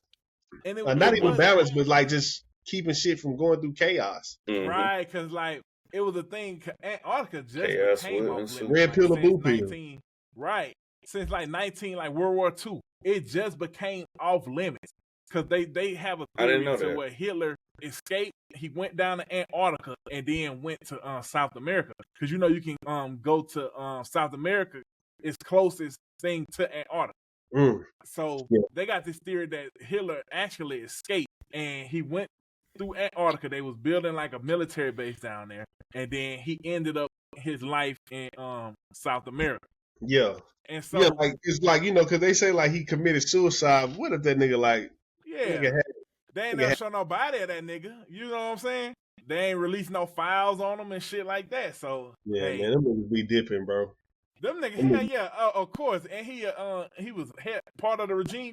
They had an exit plan. That's the first thing. When you start some shit, you always have an exit plan. I don't give a fuck if it go bad, but you gonna have an exit plan. Yeah, like, true. And so I feel like, why did it just become illegal to fly over there? What's down there? And do you think ancient people knew about it? Like when they used to sail the seas and shit, you think they ever sailed the Antarctica and shit? Sail the seas? Oh, you talking about like niggas was selling like the Pacific Ocean and the Atlantic Ocean? Nigga, I got the. You talking about selling? Yeah. I don't know, man. I just seen something the other day where like how they tell us like they brought. I don't know if we talked about this. We probably did. But like how they talked about like how they brought 1 million slaves over here, and do then you believe that? Oh, bro, I was just in DC at the African American History Museum. Do you believe that shit? I don't believe that. I don't believe that shit. I don't even think that's fucking humanly possible. I don't even think it's possible to have, like, if you got a cruise ship, right? Let's say, for instance, let's just say, for instance, it's 1,000 men on there and fucking, let's say, 2,000 slaves. It ain't gonna be more slaves than it is the motherfucking people manning the ship. That ain't no way possible. It ain't even gonna be the equal amount. That's too risky. You got motherfuckers that's come from fields and shit, and from the east and. But what about what was our mentality though? Like, you know what I'm saying? Like, you know, I always think about that movie with The Woman King too. Y'all ever seen that movie where you know, I don't know how true based that is, but you know, that might be a thing too. How they did it that way. Black people was, you know, what? Tell me so like on The Woman King, basically they was basically the black, it was blacks that was selling they all more black people into slavery, basically correct. Yeah, you know what I'm saying? I believe that. But then let me ask you this, Willel, do you think it was 1 million? I don't believe it was a fucking to me it is. It's hard to say, really. It's hard to say. Now, let me ask you this then. Before you go into that, Willel, do you think it's a possibility that Africans, like when you think about ancient Africa, right? When you think about the kings that was in Africa, right? Like we say Mali, we say Abubakar and Mansa Musa, the brothers, right? They say they was worth almost $1 trillion. Then you think about Egypt and you think about Morocco, all down the coast of Africa, right? Do you think they ever sailed to America beforehand? Do you think that was ever a possibility? Why would they? That's what you're saying. No. I'm asking, do you think they well, I'm saying, based off what you're saying, basically what you're saying is like, if they were already trillionaires and billionaires, what they need America for? Because new land, new discoveries. You know. No, well, I'm just saying, based off of what I thought that's what you were saying. Oh no. I'm asking, since they were so wealthy, like you heard the story of the Moors in Spain, right? When they took over Spain, and so if they was a conquering society, do you think it's a possibility that they ever came to South America, Middle America, the Caribbean, and North America? Because like when you look at the Olmec statues, right? The Olmec statues are black statues, so they're African statues. So how did those African statues get there? Do you think they sailed the seas, or do you think we were brought over here by just like Christopher Columbus and like other races? Or do you think it was a possibility that when we was at the top of society, that we traveled ourselves? That had slaves already over here. Or we just came over here as not slaves. Well, how would you get enslaved? Well, what if you didn't get enslaved? What if it's just paperwork? Like so I'm not negating the fact that it wasn't no slaves, right? But I'm arguing the fact is I don't think it was 1 million brought on the ship. I think it was some already here. It's just like how they take the land from Mexico, how they take the land from the northern from the Indians, right? The Western Indians. But who were the Indians like when they talk about Florida? They talk about the old Mississippi, like okay, in Mississippi, right? Biloxi. When you got just the whole name of it, right? All that is still Indian name. Yeah, Pascagoula. Like Pascagoula, Gaucher. We say Gaucher, but it's spelled Gaudier. All that was already named. What did those people look like? Why do we never see what they actually look like, right? They always show you like a lighter version, right? But these people that lived in the sun. And if you think about it, most black people come from the regions where they would say, I guess, what Native Americans were. Like, you got Cherokee was like mostly Atlanta. And we know what is all in Atlanta. It's all black people. We know that's all in Florida. All fucking black people. I'm saying not all black people, but I'm saying that's where the majority of black people come from. Right. It's like it's no black people in the West at all. Like the middle or the West. And then we all know that black people migrated to the north, like after slavery and the Emancipation Proclamation, all that shit. That's when we started going north. But everybody has ties in the South, right? But my biggest thing is, so do we think we all came on ships, or do you think we was here and they just took over the land? Because like when they came here, right? So say for instance, when Christopher Columbus came here, they came here with is a story that came with diseases, right? And they infected the Native Americans. The Native American welcomed them with open arms, but they had diseases that they weren't familiar with or never came in contact with. I guess you would say like COVID, right? They brought, let's just say, they brought COVID to the Americas, and that infected, and It's our people, or let's just say Native Americans, they didn't have no way to combat that. So a was lot it of the them Black died off. Plague? It was the Black Plague or something like that. Yeah. When they came in contact with the Indians, a lot of them died off at Jamestown, some shit like that. Yeah. And then they took over because they seen how the people live, right? So like in Mississippi, you know about the mound builders. They had a thing called mound builders, right? It's 92 pyramids in Mississippi, but it's built through the earth. Like it's just mounds, like that they used to live in. But think about this. People coming over with ships, gunpowder, all that type of shit, and they see these people living like this. Like living, I ain't gonna say they was living like one with nature or like fishing and just, a calm society, because they had cities, right? They had cities, they had populations, they had like a governing structure. But if you see that and you got gunpowder and shit, and like, oh, I can easily take your shit. Let me take your shit. Let me come be part of our society, right? Like it's way better than how you living. Let me give you like fast forward. Let me give you a social security number, because social security is new. Let me get your birth certificate. Let me say that you are black, or like, you know what I'm saying? Let me give you a name to put on you, right? Because remember, he came over here, he thought he was in fucking India. Because the people were so, and when you think about India, right? Think about Indians, right? Indians resemble black people. Ain't no light color fucking Indian. Indians are my color and darker, damn near. Ain't no light motherfucking Indian.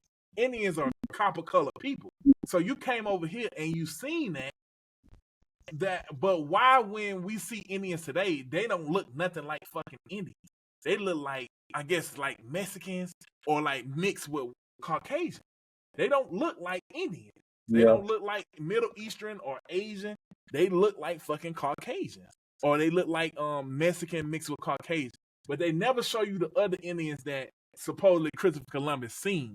So that's my question. Do you think they brought all us over here on ships and we had no society over here before they came? Or do you think there was some, we're going to call them Native American, but I'm going to say black people, that was already here, had a governance structure? Because think about what type of society it has to be. Well, I think have a city. I don't think it wasn't no governance structure. I don't believe that part. I think but if they had cities though, so think about the names of the cities. They could have had something, but it wasn't enough to protect themselves. But think about how can you protect? Think about this: if you got bow and arrows and these niggas got gunpowder, right, and muskets and guns, how can you protect yourself if that's not how your society is brought upon, right? So it's just like, okay, so I'm gonna give you an example, right? It's just like, how do whales communicate, right? They don't talk like me and you, but they have some type of structure or some type of form of communication that they understand, and that, like, we would say peaceful in nature, but we would say dumb as fuck, because it's like, damn, you can't talk, you don't have no knowledge, you know what I mean? But if people see that, right, like people from different coasts, like say for instance, right now today, if we go to some parts of Africa and they talking like, you seen the little people that they do like that shit. Right. What we think of that as fucking America? Think about that. If we went over there, we gonna be like, oh, we can take all that shit. They don't got no guns, they don't live, but they have a language, right? They have a governance of people. They know how to speak and they know how to communicate and they know how to live with each other. So that's when I say governance. I ain't saying it's the best governance, right? But they have a way of life, basically. Right? Yeah, way of life. Yeah. I mean, but it's easy to take that over. Like we went over there, we could take all that shit over. Yeah, I mean, yeah. To that extent, I definitely think it was people here. We were here. African Americans. Some of us, like, I believe some were brought, like, sold into slavery for doing horrible shit by other black people. But I believe that we had some here too. That's my biggest thing. Like, you ain't bring that many motherfucking people on no ship and it wasn't no rebellion. Right. Yeah. See, that's what I have a hard time. I just can't see just people just laying down like that. You know what I'm saying? But that's what I'm saying. I think our mindset is so far Advanced. Far advanced. But is That it we really can't. though? Think about it though. I don't know. I don't know. But see, that's what I'm saying. Cause look, think about this. I think our mind is less advanced. Cause think about how we just discussed this. Older people live faster than what we live now, right? What we do in our 30s now, old people did in their 19 and their 20. Or even in their teens, like they were getting married, they were having farms, they were fucking raising. They did certain things. They did certain things. I ain't saying everything, like not technology wise, no, but like far as being a like. So my thing is, I'm just saying, like, ain't no way in hell. Like, I just think those people knew that they was enslaved. It's just like a prisoner, right? In prison, it's just like we seen them niggas just break out of jail. Motherfucker gonna try to break out. I don't give a fuck what it is. Motherfucker gonna try to get loose. Like, that's just the nature, human nature. But my thing is, I think it was people that when you think about it from that standpoint, even if you think about it from an animal standpoint, like you can't just hold an animal down without the natural instincts taking over. Right, and then these supposed to be the strongest. I ain't gonna say the strong, but the best of the best. Motherfucking Africans. Like, you got motherfuckers huge, and I feel like it was a people that possibly owed a debt. You was a menace to society, and they had you enslaved or like paying off your debt, and then they just sold you off. Like, okay, they paying your debt, because why would somebody sell you off? Why would I sell another black person, right? Unless they owe me something. Right. I ain't just gonna do that to you unless you owe me or unless I took over your land. Like, if I conquered you and I don't need y'all people no more, I'm gonna give y'all away. And I think that's what the Woman King was basically displaying. Like, they was conquering, or if they got into these little disputes with other tribes or something, they conquered these niggas, and then they held them. They basically had them in prison, and they just sold them off to the mother niggas. But then she started getting wise to it, like, yo, we need to stop doing that. You know what I'm saying? And so. Man, that's a dope movie, bro. That's a dope movie, man. I'm telling you.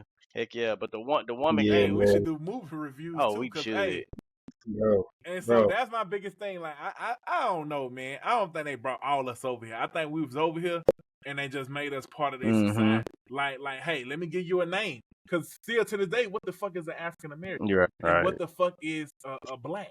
There's no culture. We cut your ties with your culture. Because think about this. If we were here and they took our land, think about how much reparation they would have to pay. They would have to give us our shit back if they admit to it. You can't admit to no shit like that. Right, hell no. You would have to give it back, because that's a war crime. Like, you cannot commit war crimes like with the what it is. I need one of y'all to help me out. Where they meet, it's like all the countries meet, right? United Nations. Peace Treaty, with NATO. NATO. G20. I think it's NATO. I think it's NATO. G20. G20. That's what G7. it is. One of those words. It's one of them. But if you commit a war crime, right? It's like it's international. Like, you have to deal with international law. But you talking about when you commit a war crime, you got to go Geneva. In front of when you commit war crimes, like say like if you bomb civilians, you got to go in front of the United Nations. United Nations. Yeah, United Nations. Yeah, I just said, yeah. Okay. So now check this out, Smooth. If you admitted to taking over a whole country of people, a whole land of people, that's considered a war crime. That's kind of like what Hitler and what Russia is trying to do now. That's considered a war crime. You can't admit to no shit like that, because that's the whole basis of United States, right? It's taking over. It's manifest destiny. That's what they later on called it, to where we start in the east and go all the way to the west. We want to expand this shit from sea to sea, because it's our destiny. We manifesting our destiny. So that's the biggest thing with it. Like, if you admit to that, you committed a war crime. So you can't admit to that. So I feel like they'll never say that shit in a million years. Nah, yeah. And they try to erase it, because if they don't, they have to give it back to us, teach us what you stole from us, and what knowledge that you do have. And they ain't in the business to do that. That ain't part of my business. Right. And plus for the people who originally took it, we done passed this down to our grandkids, and their grandkids done got it, their grandkids done got it. So like this stuff that they done stole is been owned by other people for the past century. So how you gonna come? And it's like now, think about now the great grandkids. Like even if their granddad did take it, how you gonna take it back from them? You see what I'm saying? You see what I'm saying? And then look, for a fact, William, and then it's just like how what it is, they trying to get Israel back, right? It's just like that. Some folks still mad about that shit. Cause they know that it was originally they land, but it's the fact that they know it and they hate all the other countries like America. They hate that them folks know it. Is it hold on, it's Israel is going against who? Is it Iran? Yeah, that's it. Yeah. Okay, so Israel and the United States and all the countries that's allies with Israel, they hate the fact that the people know that this used to be their land. They know for 100% fact they know it used to be theirs, right? So they hate that fact because it's gonna forever be a war. Cause like this used to be my shit and you took my shit, so I want my shit back, right? So it's the same thing with Native Americans or black people. If we knew for 100% fact this was our shit, what would we do? It'd be rebellion, chaos. Right, we want our shit back. We want what and, you and it's crazy. It's crazy how like even when you see people like back in like in the early 90s, like we was kids when these things was happening, but like with the Rodney King beating and stuff like that, it's like I can understand us directing our energy toward that, but just imagine if we knew what we really lost, like, and if black people really came together and just started tearing stuff up like that, like over those type of causes. You know what I'm saying? Like, do you know how crazy that would be? Like and that's the main point I'm trying to make, Willio. If we knew for 100% fact, so you got brothers like the Hebrew Israelites, you got the brothers like the Moors, you got the brothers like the Nation of Islam, right? They talk about this shit, but the issue is with the mass public is ain't no 100% fact. And what I'm saying is, hey, that could be some bullshit, right? It could be Indians, and they could have brought us 1 million of us on slave ships, right? That could be a fact because that's what they putting out. Or it could be another cause is we was already here. They came over with some other type of Africans, integrated. We the same color, same skin tone. Y'all all together. Take your land too. Make y'all all the same people. That way erase all y'all history. And this is what you are. But if we knew that for 100% fact, we gonna fucking rebel. Yeah. But so that's the thing. That's why black people don't rebel. Or that's why black people don't come together on that cause. Because it's like we don't know. Or not even that. And most time, some people really don't care to know. You know what I'm saying? Most people just care about niggas stunting on the next nigga. You know what I'm saying? Like, I agree, Smooth. What'd you say? Too far removed. Yeah. Right. And then look, Smooth, even if we cared to know, how do we know that's fact? Like that shit I researched and looked up, right?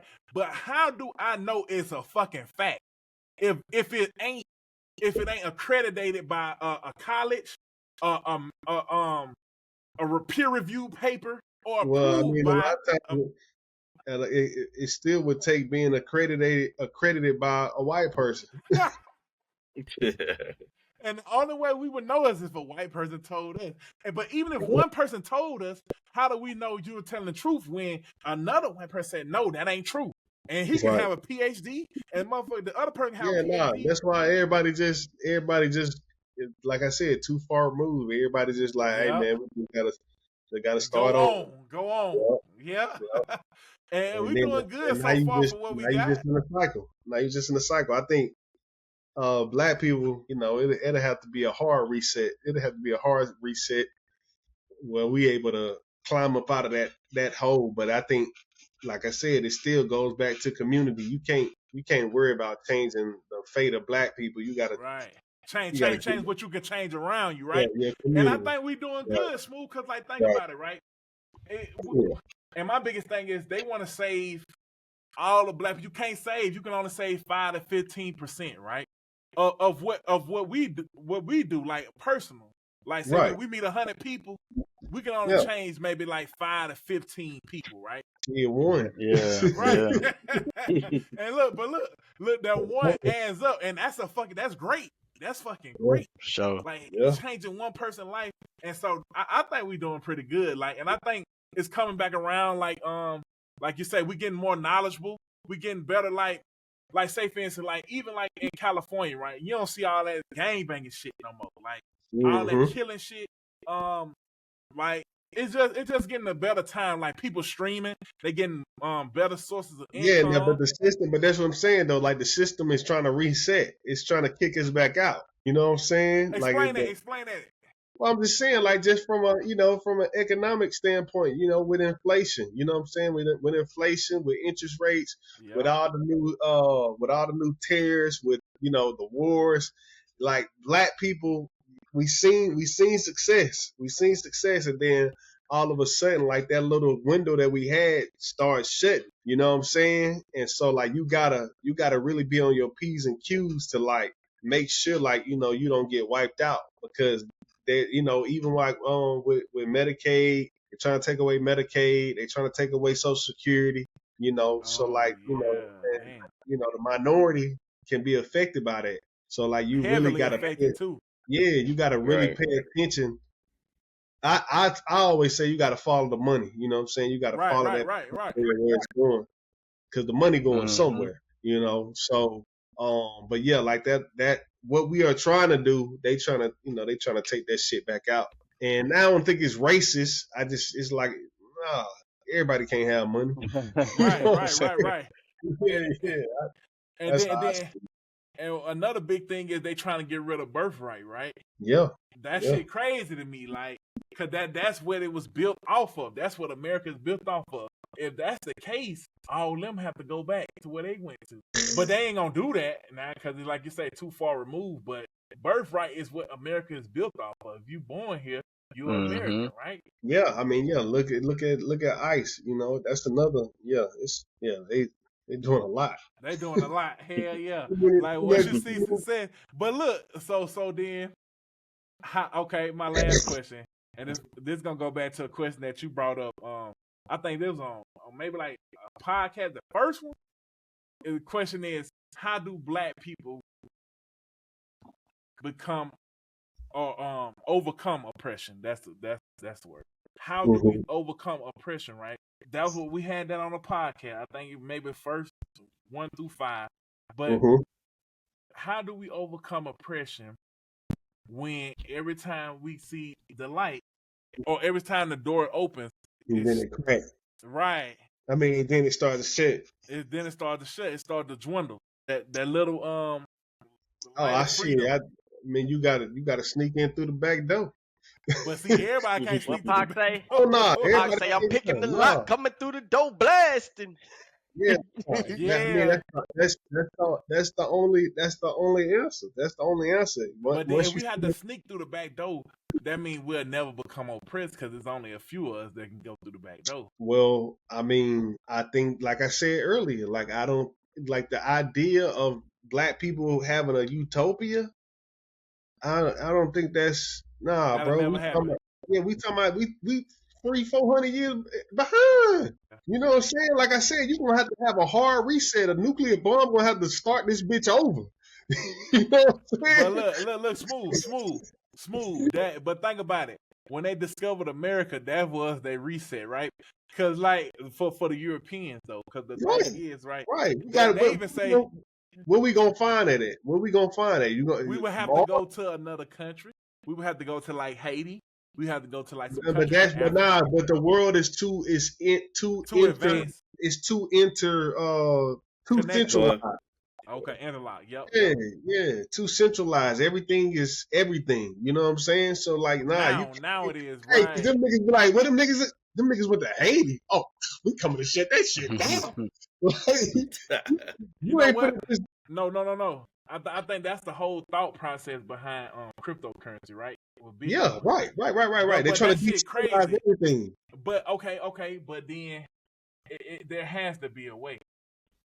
Because look, I'm a big fan of, right? If there's a problem, there's always a remedy for the problem. Well, I think the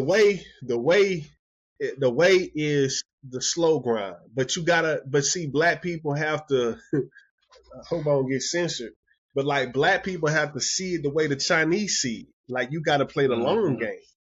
Like, you gotta be ready to play the long game, man. What I mean is like you gotta be trying to like win from the inside out. Like, you know what I'm saying? Like how they say like TikTok, the US is trying to get rid of TikTok. They say they're involved in our social media, but all those things are still deteriorating us. Social media is deteriorating black people. Like, so. Yeah. Oh. You gotta play that. But that's how you would have to do it. You would essentially have to like. Yeah. So black people need to team up with bricks. Yeah. Oh, the money system like Brazil, Russia. Yeah. That's what we gotta do. That's it though. Nah, that's the fucking key. But you're gonna get censored, my boy. You're gonna have to bleep that one out. Cause look, you're gonna have to bleep that one out. Let Trump hear niggas moving to Africa. Let Trump hear niggas in America teaming up with bricks. All white brick, okay. But no. Drop cocaine back off in the city. You really owning something though. That's really the key, but that's too risky. That's like for black people, that's too risky. Oh no, bro. They ain't bro. They teaming with bricks, bro. But that is it though, bro. Because you got China, you got Brazil, you got Russia. Hold on, who is the I? India? Yeah, India. But I think that shit kind of like. I mean, we off on a whole nother tangent, but that's kind of like why that's why like they kind of like having all these proxy wars. Like they trying to, like the United States is like trying not to get involved in that shit, but they trying to break it up. And so like with Ukraine and Russia fighting, and Russia thought they was gonna come in and win that war so easy. Now China and a lot of countries looking at Russia like, nigga, you niggas ain't what we thought you niggas were. Right. Everybody thought Russia was just like a juggernaut. Like that, right? Yeah. You know what I'm saying? So like, so that's kind of like, and see, like that's even like a thing with like the Israel and Iran situation. Like Iran thought they gonna come in and whoop their ass, ain't they? Well, no, Iran was like, and so like I feel like they were trying to pull China into that situation. And for what it's worth, but China step across that because it's too risky. But yeah, right. But see, China want to take Taiwan. Man, this is a whole nother conversation, bro. Hey, we're gonna have to say that one for next week, bro, because that shit good, bro. Yeah, look, nah. Hey, that's it though. We have to team up with some. It gotta be bricks though. It gotta be bricks because hey, anybody else gonna get their ass beat. Right. But shit, man, we done with it tonight, man. Yes, that was sir. a beautiful podcast. Yeah, that was a good one, y'all. All right, y'all, boy. All right, y'all. Home, nigga. Yeah, home.